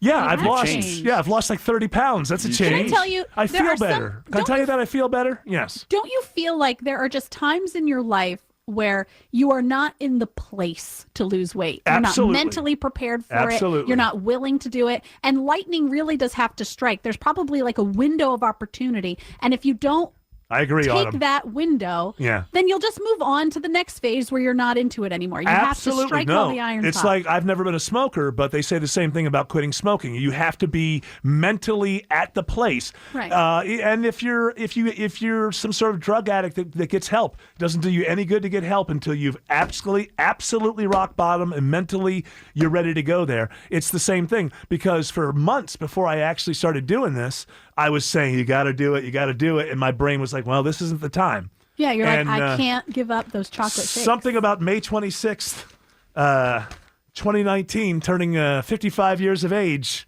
and my producer giving me a Fitbit, it all kind of clicked in together. It was the same with potty training for Pete, for my son. It was the same thing. It was happening. We knew it was time. It wasn't a convenient time for us to start potty training, but we were like, we have to do it because he was 16 years old. Yeah, he was really ready at 16. You know, he was finally ready.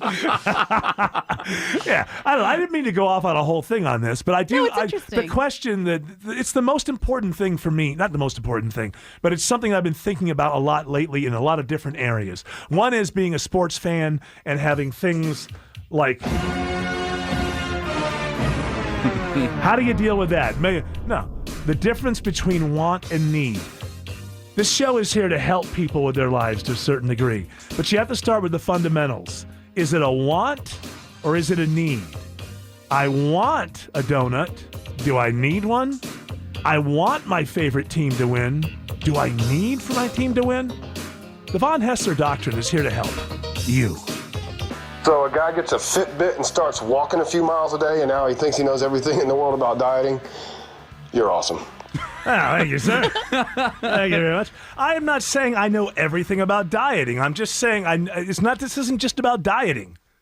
It's about when you want to make changes, don't go along with this idea that, we have a system that it won't be difficult at all. Changes are always difficult. You have to embrace the difficulty, right? Otherwise, you don't stand a chance. It would be like saying, in the NFL, hey, we've got a way you can win every game and it won't hurt. It won't be difficult at all. Of course it is. What do athletes do? They embrace the grind, right?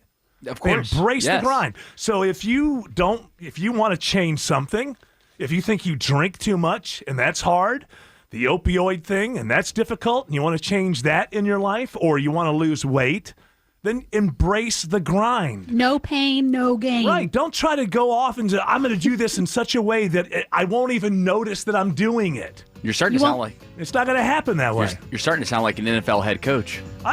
This is what this show is for. It's to help people out. Why are people listening to us? Because they don't want to be listening to a bunch of people talking about a bunch of impeachment nonsense that ain't going to happen for another 3 months anyway. We have a real show. We talk about real things. Life, my friend. Life. You're awesome. Thank you. You have some open mics? Yes, I do. We'll start with this lady. Eric, I adore you, but there is nothing worse than a reformed whore. Stop lecturing people about what they eat. Thank you, Eric. And once again, I love you. How dare you? But she loves you. I know that. I know love that. you. I know that, but Listen still. to that sultry. Was that Lauren Bacall? I love you. This is my fan base. I love The you. ladies Nothing love. worse than a reformed whore. What's that again? There's nothing worse than a reformed whore. Or better. Oh, I love you. I love you too. I'm You're just so tall. I'm not. I didn't realize Jessica you'd be Rabbit. so And skinny. tall. And skinny, huh? And you've lost so much weight. Yes. You love me? I'd like for you to put that weight on top of me. Whoa, wow. Wait. I love That you. escalated quickly. love you. I have more open mics. Hey, Eric. married man. Marijuana affects the memory. What did he say? I forget. What? Hey, Eric. Marijuana affects the memory. Nah, I'm like that goldfish, huh? What? Hey, Eric. Marijuana affects the memory. All right, play it one more time. I'm going to write it down really fast so I can. Hey, Eric. Marijuana affects the memory. All right, I think I got it. Hey, Eric. Yeah. Hey, Eric. Yeah. Yeah. Hey, What, do you have something to say? marijuana affects. Hey, What? hey, Eric. What? Marijuana Uh-huh. affects the memory. Hey, Ah. hey, Eric. What? Hey, What? marijuana What's it do? affects. Hey, Huh? affects the memory. I have one more open mic. What for was you. that? Apropos to nothing. I was explaining yesterday about how my brain works. Yeah. And my brain has worked like this since I was 4. And I didn't start getting high till I was 5. So there's absolutely no connection. Here's the last open mic. Eric, I love you dearly, but when you have a guest on, like George Stein or Dr. Joe, please let them talk. Thank you. No. You're welcome, but the answer is no. This That is the sounded thing. a lot like Dr. Joe's You know, mom. I know it was very. There was Hey, a would you doctor. do me a favor? This is Mrs. Joe. Dr. Josephina. Be nicer to Dr. Joe. Thank you. Yes, thank you. You're welcome. Let me just say this needs to be understood. This show. What's the name of this show, Jared Yamamoto? The Von Haessler Doctrine. The Eric And Von Haessler the Von Haessler Doctrine. Whose name is in there? Is it the Yamamoto Doctrine? No. Is it the George Stein Doctrine? No. Is it the Dr. Joe? Is it the Dr. Joe Doctrine? No, but the Dr. Joe doctrine is this. Yeah. It's a big weekend, so make sure. Look, if you want to eat a donut, go eat a donut. But I'm telling you, it's not good for you. And you can go online and watch 1 billion hours of my show. There's this show. Don't search for Dr. Joseph. This show is done for 3 people. Me, Uh-huh. me, Oh, I didn't expect that one. and me. I love you. I love you as well. Wouldn't you mean me, myself, and I? I Yeah, mean come on. Come on, Eric. Me, and me. Thank you. Although like Me, alfalfa. Myself, and I was a great song by Joan Armatrading. You have another one? I have more if you want them. You sure you ready for this? What are we on a playground? What is it? I got more if you want them, Can kids. Can I have some more goldfish, Eric, please? Is there still? It's almost like, hey, is there still room on that slide? Well, yeah. Come on up, little guy. What about the merry-go-round? Can you fit me on there? This So stay away from the maypole. this open What was mic. that all about? What, spinning in a circle and crashing into Oh, other the children? maypole. What was the fun of that? No fun. Well, we had one that was metal, and you went around, you held onto the things, and you spun around. Well, I thought it was like a ribbons, and it ended up being, That's what it really is, but yeah. they have a playground thing that was How about- very Oh, you dangerous. talking about that thing that has like the soccer ball on it on the chain? No, and that's a people keep- tetherball. Tether The ball? maypole thing You is swing around, like you hold onto it and you swing. yeah, and you as go run, around. and it's metal chains, and then a bunch of kids would do it, and they would just smack into each other. Ooh, that sounds fun. We didn't have that kind of fun when I was a kid. When the Braves lost on Wednesday night, obviously we're still feeling we're still feeling the hangover. But this gentleman has a theory as to why the Braves got beat so bad. Oh, he does. So I have an interesting theory about. Okay, before we get to his theory, my theory is that Fulton Nevitz kind of melted down early, and Freed couldn't save him, and then it was over. Well, this gentleman would let's hear disagree. it all. So I have an interesting theory about the Braves' loss. I actually think they threw the game so that everyone was freaking out about how badly they lost and not talking as much about the whole possible racist baseball team and the chop evil thing. So we just get stomped. Everybody laughs about it, gets swept under the carpet, and come spring break, we're chopping again. Just my thoughts. Conspiracy theories. The problem is you have to go back to, wouldn't you like to have been in that meeting? Hey, Freddie. Brian, hey, Snicker, get in here. The front office wants to see you. Hey, guys. Hey, Freddie, I know this has been your dream since you were 7 years old, but we got a political problem here with the tomahawk chop. So not only are we going to throw this game, but it's got to be laughably embarrassing. And I guess Freddie Freeman and Brian Snicker say, well, hey, look, we're Braves first, so whatever you want. I mean, that's the problem with any kind of conspiracy theory. You got to convince me that there was a meeting, and people went there, and they all agreed. Like at the beginning of the Iraq War, that there was a meeting. Cheney, Bush, Hey, Rumsfeld, Dick, I don't think they got any. Rumsfeld, and the president says something along the lines of, we know there's no weapons of mass destruction, but we want to go kill a bunch of Iraqis for their oil. And in the meeting, he said, oh, yeah, you know what? That'd be a good idea. You're right about that. And I want to appreciate you for bringing that up because we did the whole thing so eventually Ellen and I could take a picture together. That's right. And piss upset everybody off. Mark Ruffalo. The finest actor we've ever known, Mark Ruffalo. And see, is that still going on? He plays a Hulk. Can you imagine such a thing? That's still a controversy. Ellen sat next to a former president. That's a controversy. How is that a controversy? There's this idea from the right and the left that we just can't be seen with people we disagree with. Well, I'm a murderer. Yeah. Hey, he's a war criminal. I should be in Meanwhile, jail. I just saw Michelle Obama announcing that she's going with one of the daughters. They're going to travel somewhere and do something together. Does that mean Michelle Obama is a traitor to the left because she's hanging out with the daughter of the guy that Ellen shouldn't be sitting with? She's normalizing my daughter. That's right. That's wrong. You know who normalizes these people? The American voters who make them presidents of the United States. Thank you. That's where the normalization comes from. Donald Trump was normalized by 63 million Americans who voted to put him in the Oval Office, not by the people who are seen having meetings with him, trying to help America fix some problem. No. The normalization came from the 63 million people who pulled the lever or punched the ballot or just hit the digital thing. Or hung the Chad. Whatever they did. That's where the normalization came from. If you have a problem with the normalization, go talk to the 63 million. Thank you. You're welcome. Talk amongst yourselves as I drink my water. All right. How you doing, Tim? I'm all right, Jared. That's enough. Jared, I saw you eating a donut during the break. People are bored. Don't donut shame him. How dare you? Did you want it or need it? He's young and he's elastic. You know what? I needed it. He sure is elastic. He's elastic that way. Yeah. I've been called worse. Bendable, as they say. Bendable and elastic. Bendable and expendable. Just making things up for no good reason. Look, we got a little bit of audio we haven't done so far and some things I want to make sure that we get in here before we're done. One of them would be this yesterday. So all this stuff that's going on with the NBA in China. Yeah, the NBA is actually in China. The Nets are playing the Lakers in preseason in China as exhibition. And, everything that's going on here with the tweet that went out where one general manager tweeted that they were in favor of Hong Kong and China is threatening to pull everything.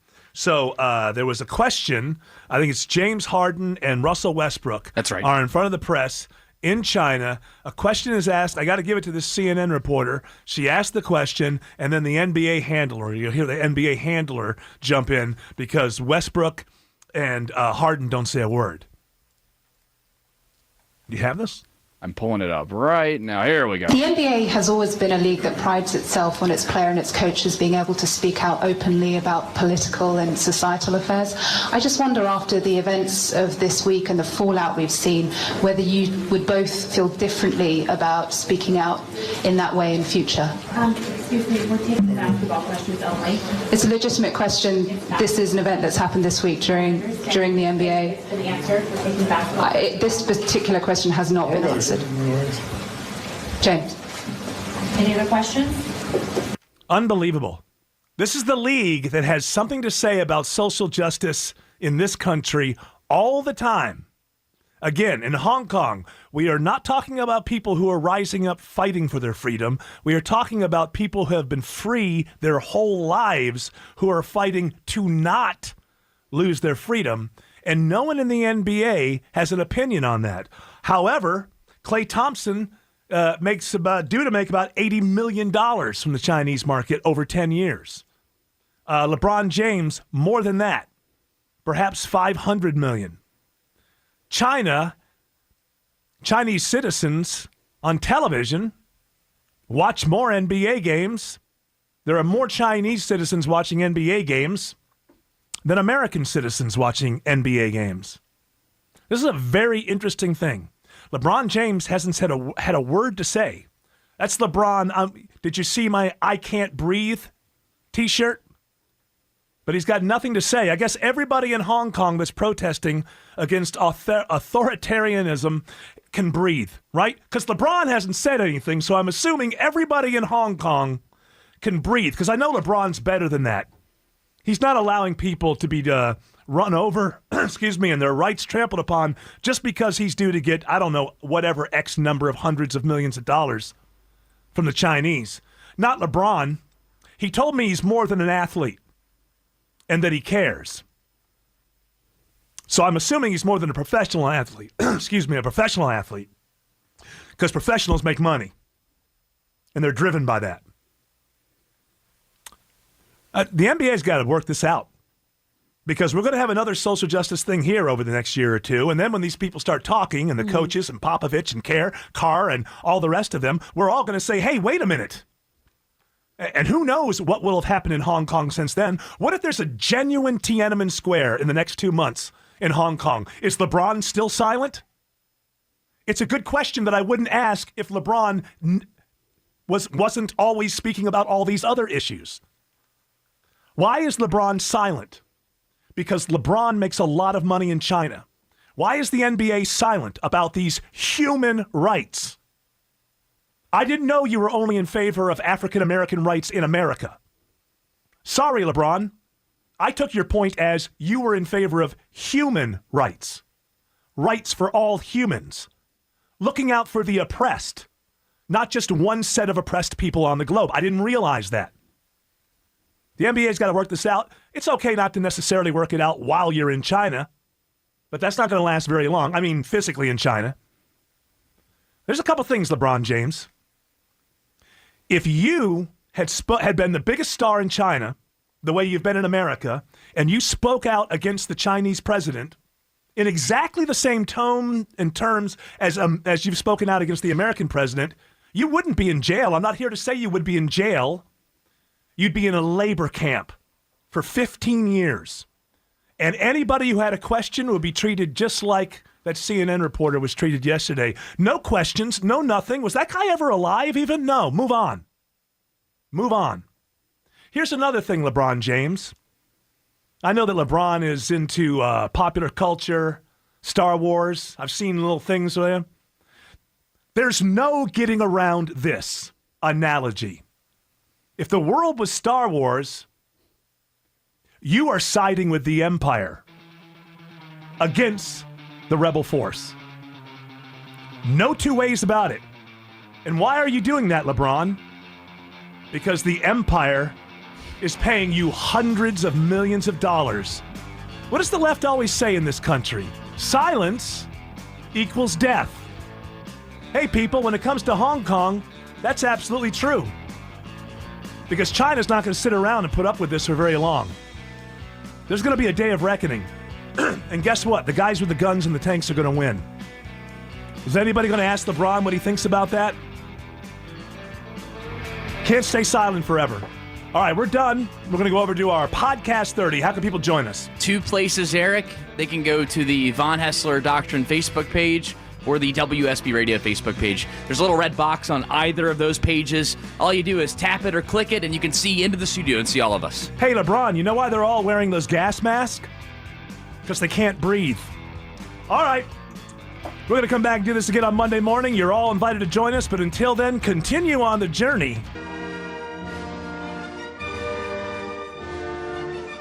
Thanks for listening to the Von Haessler Doctrine podcast. Remember, you can hear the show every weekday from 9 to noon right here on 95.5 WSB, Atlanta's News and Talk. Like current events and want to be the smartest among your friends? Then the Power Pod is the show for you. The Power Pod is a weekly recap show where we cover the current events of the week. It's a show where we're not afraid to get serious. And we're not afraid to have some fun. So try us on Apple Podcasts, Spotify, Google Play, Stitcher, the WSB Radio app, WSBRadio.com, Stitcher, CastBox. Okay. Anywhere there are podcasts, we are there. So power up with the Power Pod.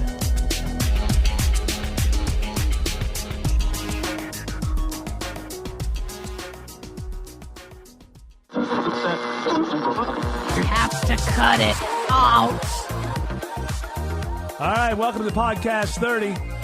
My name is, some people call it the Dirty 30.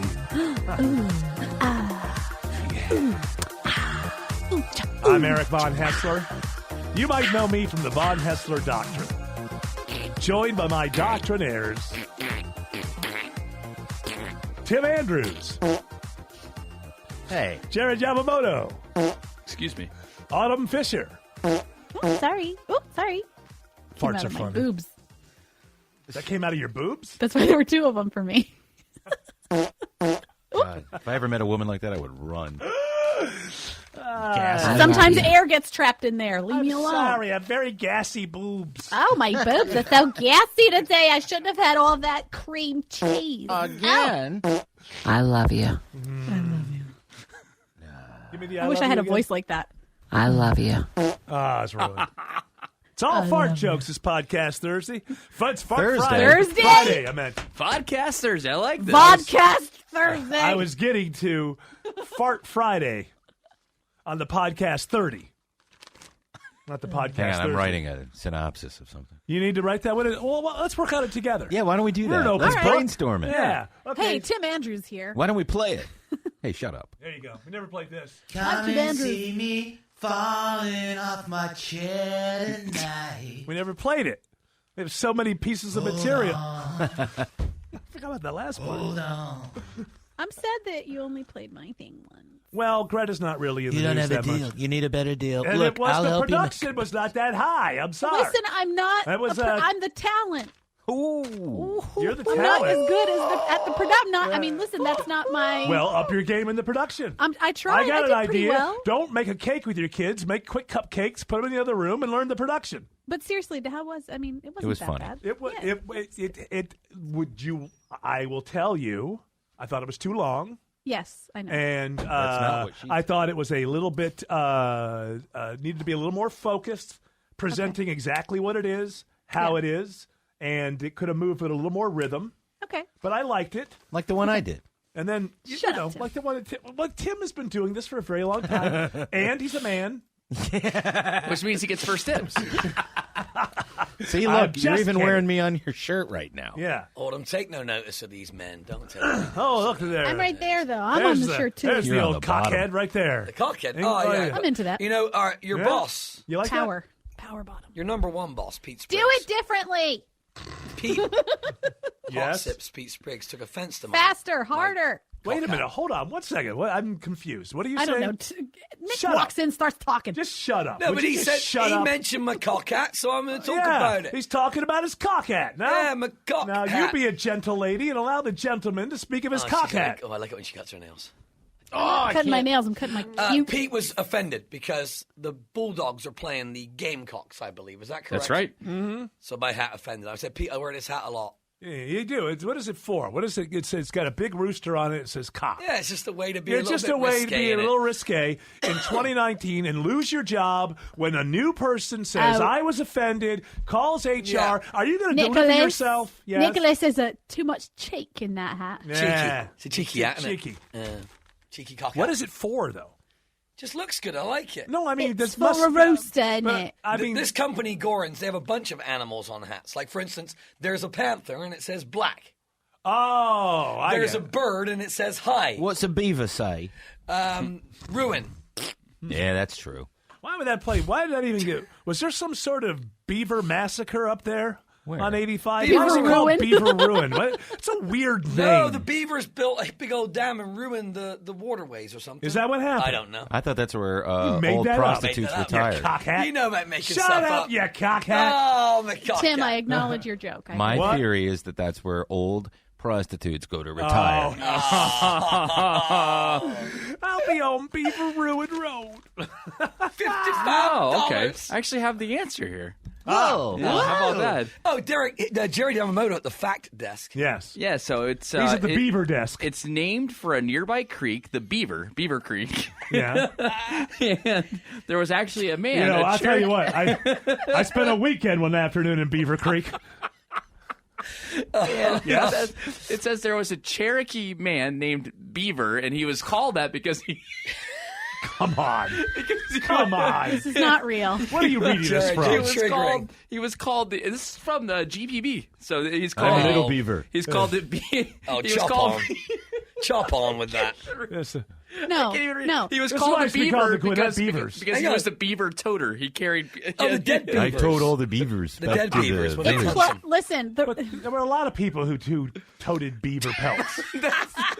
That's why it's called Beaver Ruin, though. no, it got its name after Oh. flooding caused by local beaver dams destroyed the surrounding area. So you made it up and you were right, English Nick. I did make it up. Beaver Ruin Creek was actually a man, Look a at that. Cherokee named Beaver Toter, a flash hold flood. on. The flash flood came from Beaver Creek. You're right that the creek was named after him. Yes. Beaver Ruin comes from the flash flood of Beaver Creek. Gotcha. I do find when I wear the cock hat, I have much more brain power, so that's where it came from. Oh, absolutely. Well, it depends on how excited you are. He's so cocky. Hey, I'm she stepped I'm on pretty it. pumped today after Sorry, the I old was Cirque du making Soleil, I gotta say. Helps you figure out the beaver stuff.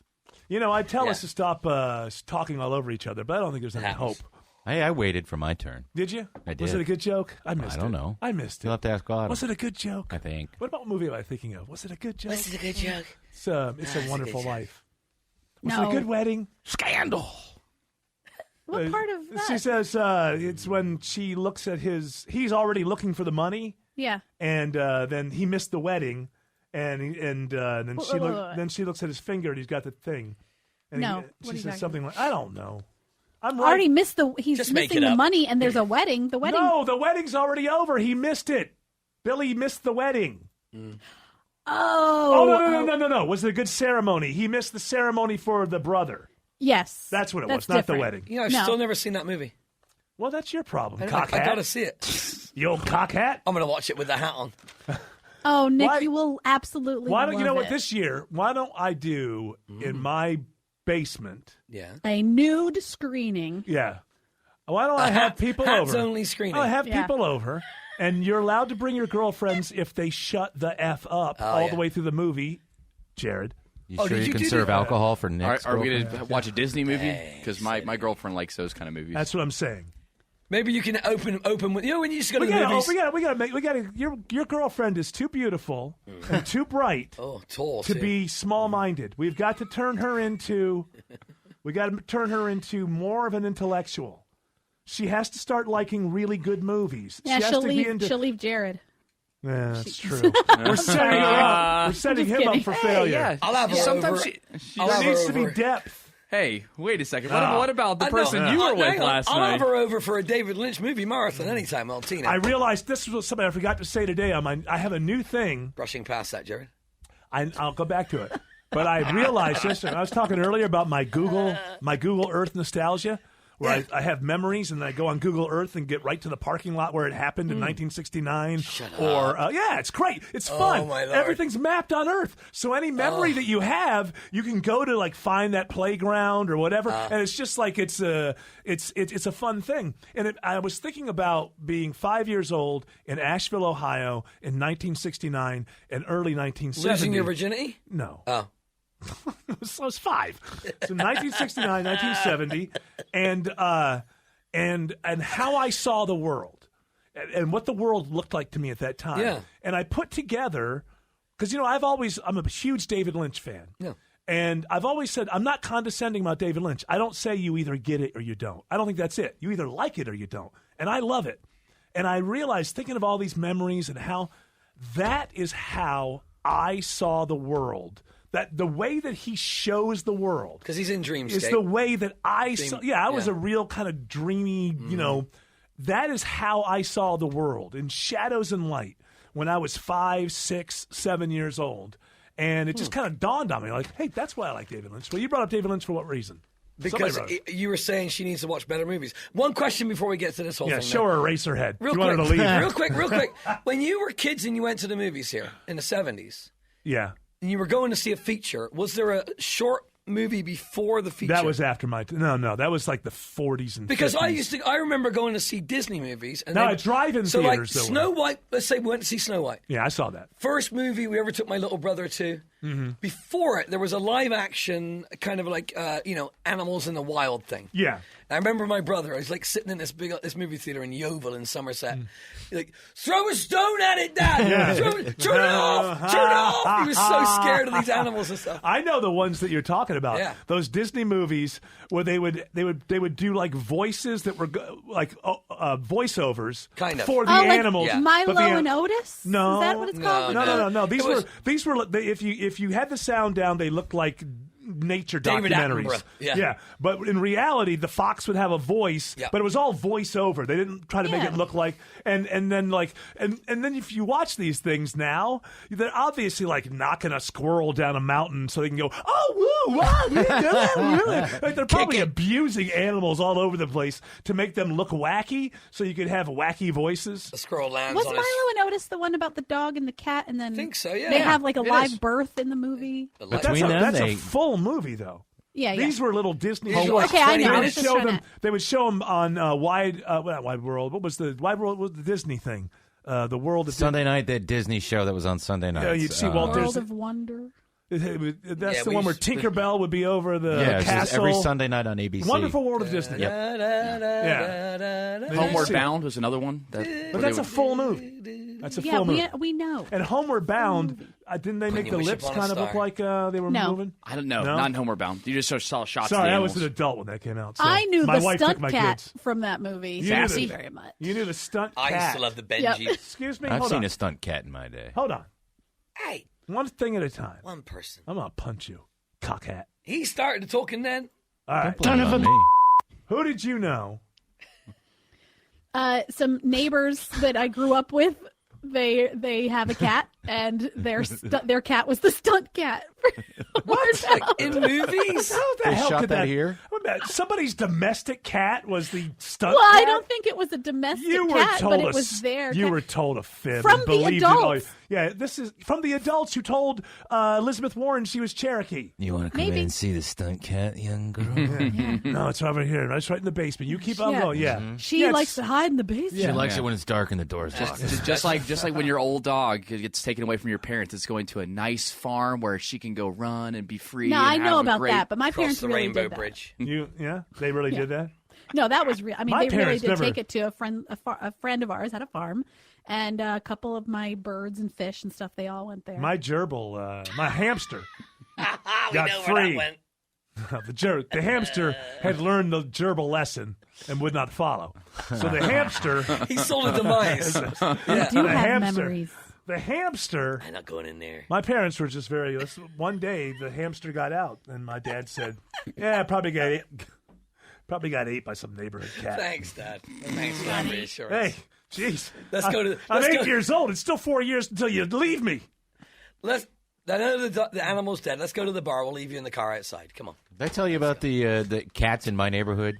We have a bunch of feral kittens now that are growing up. Yeah. Yeah. And I Ooh. told you about I was out, blowing leaves up, and Yeah. there was just a dead squirrel's carcass there. Hey, look, my house cats are leaving them all over my my deck. I got- Disgusting. talking of Beautiful cats. bird, beautiful dead bird. Hey, Speaking of cats, this Beautiful guy, the plumage. Trap King. You heard of the Trap King? the Trap King. Yes. He is a guy. He comes out and he traps these animals. He traps the feral cats. And he sings trap music No. like rap. Maybe. I'm a trap queen. Here's the thing. He was at a dog walk fundraiser last week, and he was up there promoting himself on the stage in Yeah. between the band. He has a song about the trapping of the cats. Uh-huh. What he does is he gets them, and he's Cat trap fever.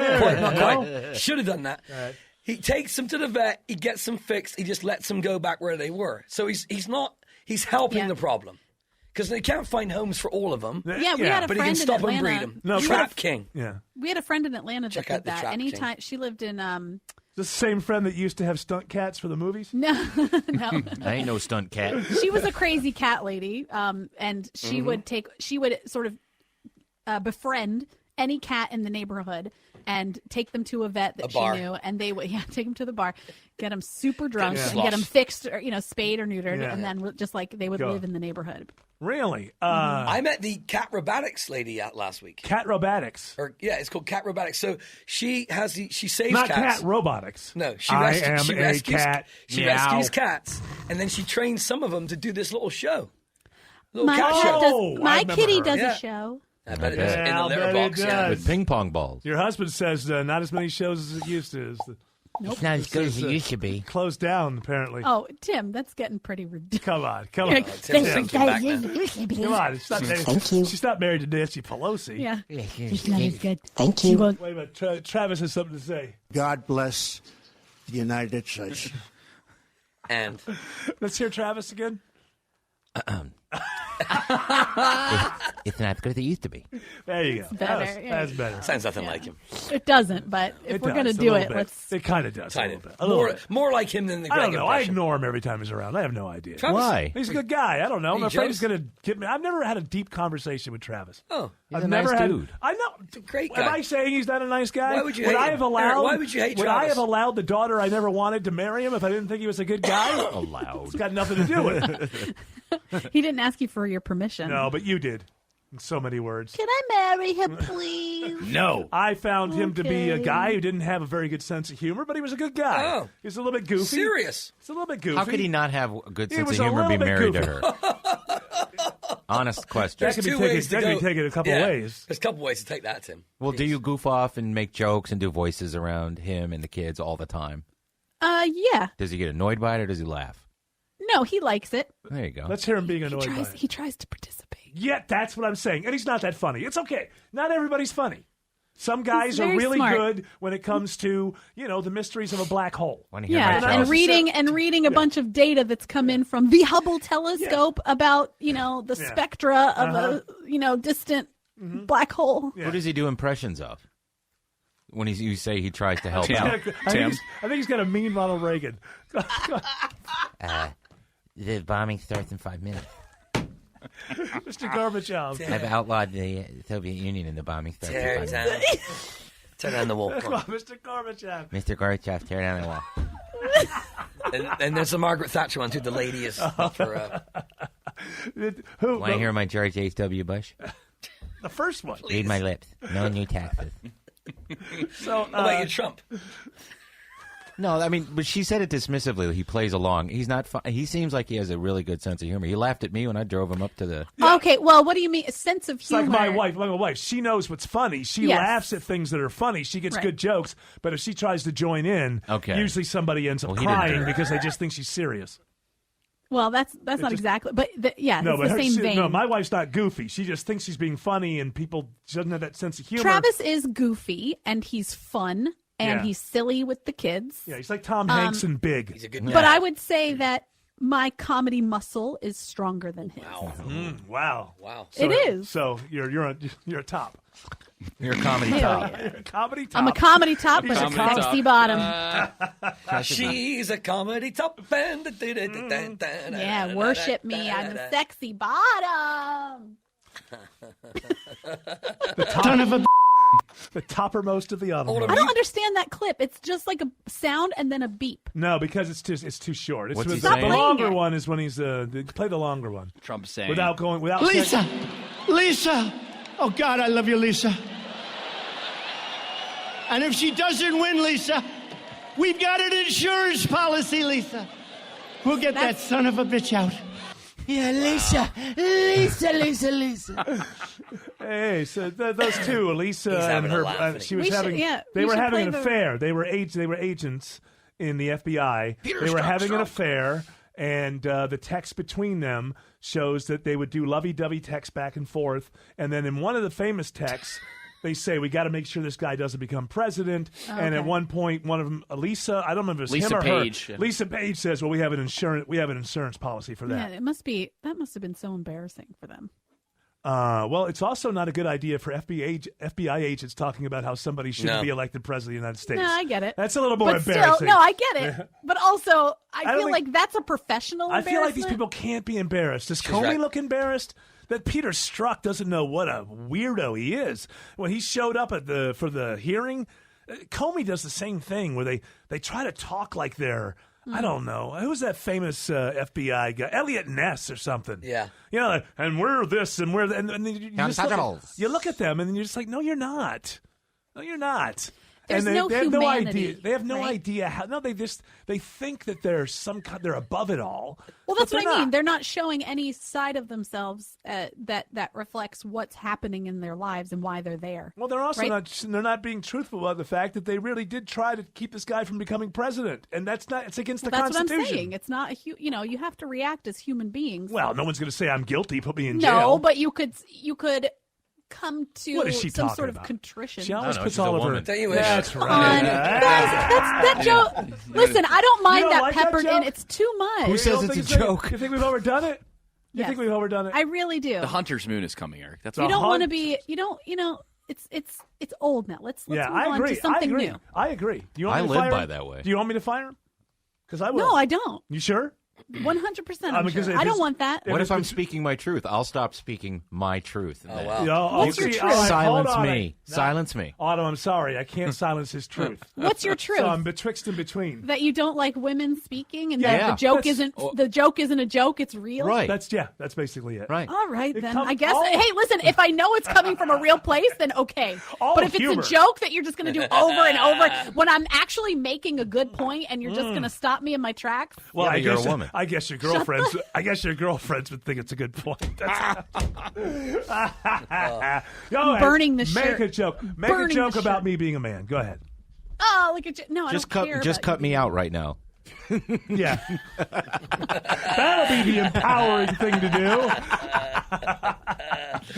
Put a hole. Yeah, put a hole right there. Hey, your husband doesn't mind that you wear your ex-boyfriend on your shirt on your chest. He knows that she's over. 20 him. years ago. Why Yeah. would anybody care?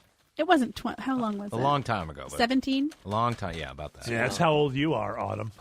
16. Oh, and I haven't aged today. No, you have not. Nope. Hey, I got those things for my eyes, but I haven't done them yet. What I'm things? afraid of them. Yay! Did you put them in the fridge? Oh, they're supposed to go in the fridge first? Well, that's what, because then they'll be, you don't have to, because Yeah. they are kind of cold anyway, Yeah. because they're like wet. Yeah. So, yeah, you put them on, yeah.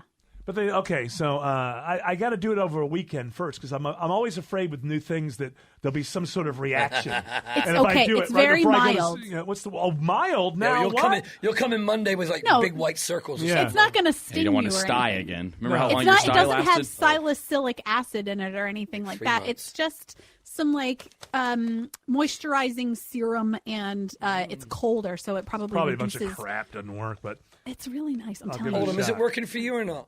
It's hard to I tell. love it. Is When it? when my eyes are puffy, I'll put them on. Oh, okay.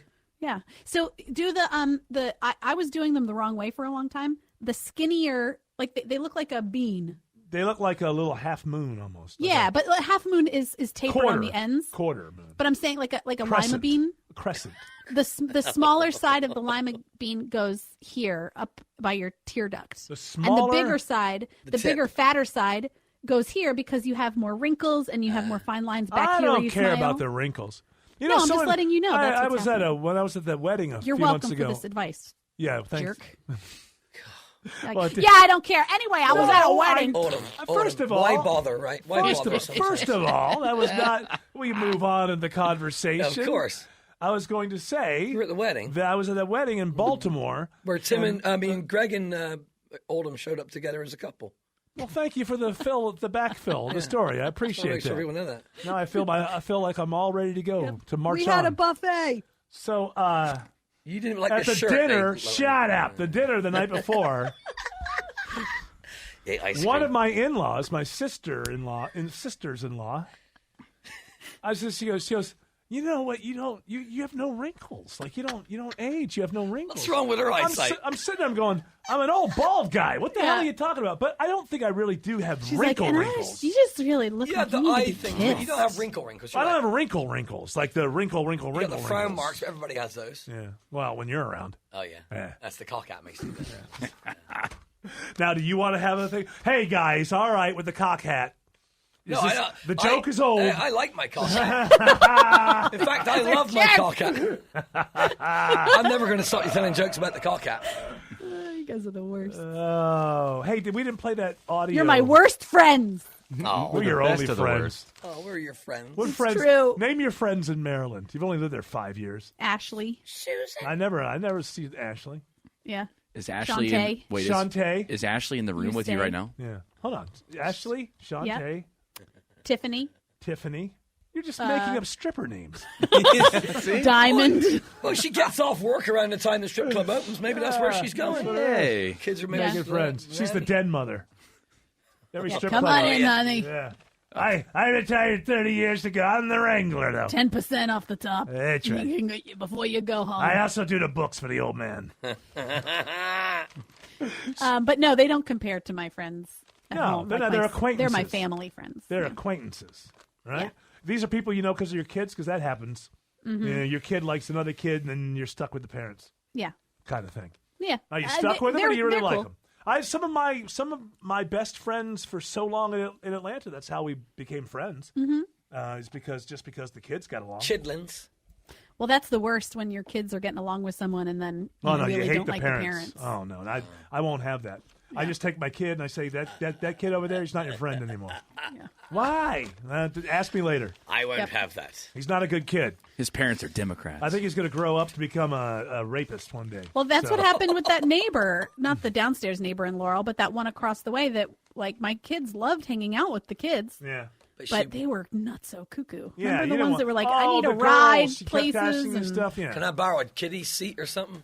Yeah, Child's kids. chair? That's fine. That's fine. I mean, that makes sense. No, but it was always but like a reason. my car was impounded and I need a ride to some always place. Drama. Always drama. And my husband are getting it. I was like, oh god. I don't want people in my life who are always full of drama. Get your act together. And even if your life is full of drama, I don't need to know about it unless we're really close. Yeah, and we weren't And close even enough for her to be talking to me like that. What did you say? I And a said, man? and even then. Oh, I thought you said and a man. No, even I thought then. you were still going with the. No. She talked about like wanting a threesome, not with me, but with How like do you know? people. How Well, do you know? Who knows? Maybe How do we you would have know? been roped Why in was at some point. Why was it brought up? Because we were. Because her I don't husband know. said, "Bring it up." We got drunk once together, and that was and her husband said, "Bring it up." See how she responds. She was scouting you out on him. Mm-hmm. I was not interested. You weren't interested? Why? You didn't like her husband? Oh well, Wasn't he a there were many musclehead? reasons, but that was part of it. Was he a musclehead? As I recall. No, he was skinny and like. Didn't he have like a Corvette or something? Did they throw away a bunch of porn VHSs or something? Didn't you find some really weird stuff? Oh, that was totally separate. Yeah. That was so sweet. Okay, because I found this big Sweet porn. No, listen. So Travis was outside. Sweetporn.com. The kids in the neighborhood who were like 7, 8, 9.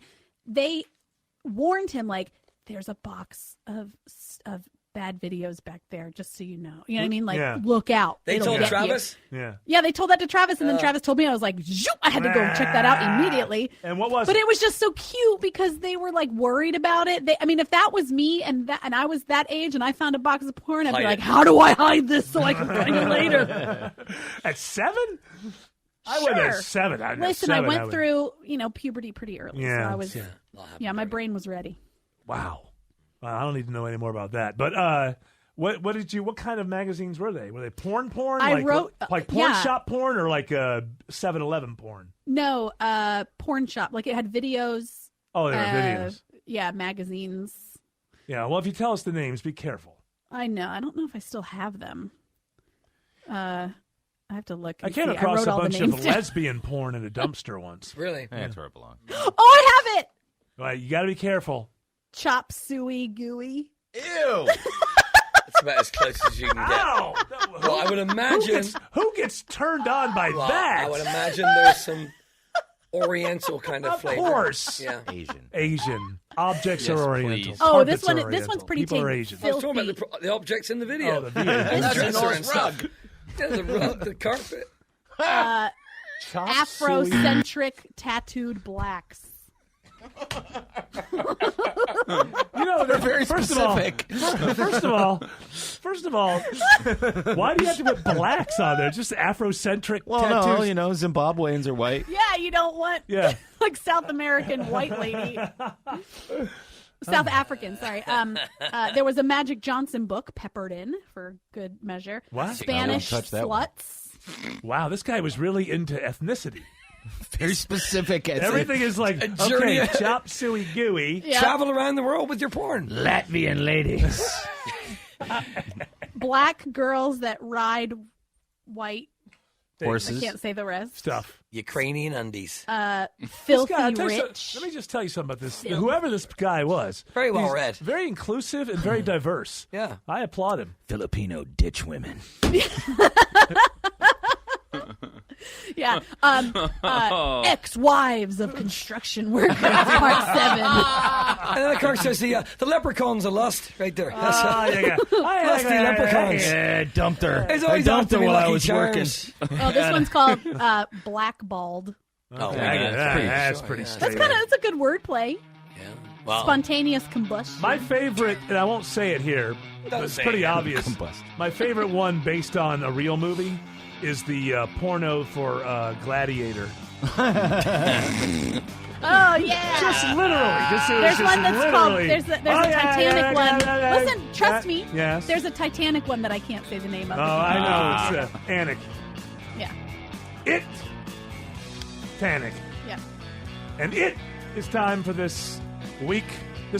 Our broadcasting week comes to an end. And sorry, I just saw the name Chop Suey Gooey again in time. And I'm Googling that right now. I'm going to go look up all of these videos that have been described here. Our week does come to an end. I'm going to do some. You are getting nasty. You belong in that Chop Suey Gooey. At the end. Triggered. I'm going to do some research on all these titles over the weekend. We'll be back on Monday. And until then, keep yourselves alive, people. I need your ratings. Good Lord. Keep yourself alive. Keep yourself alive. Keep yourself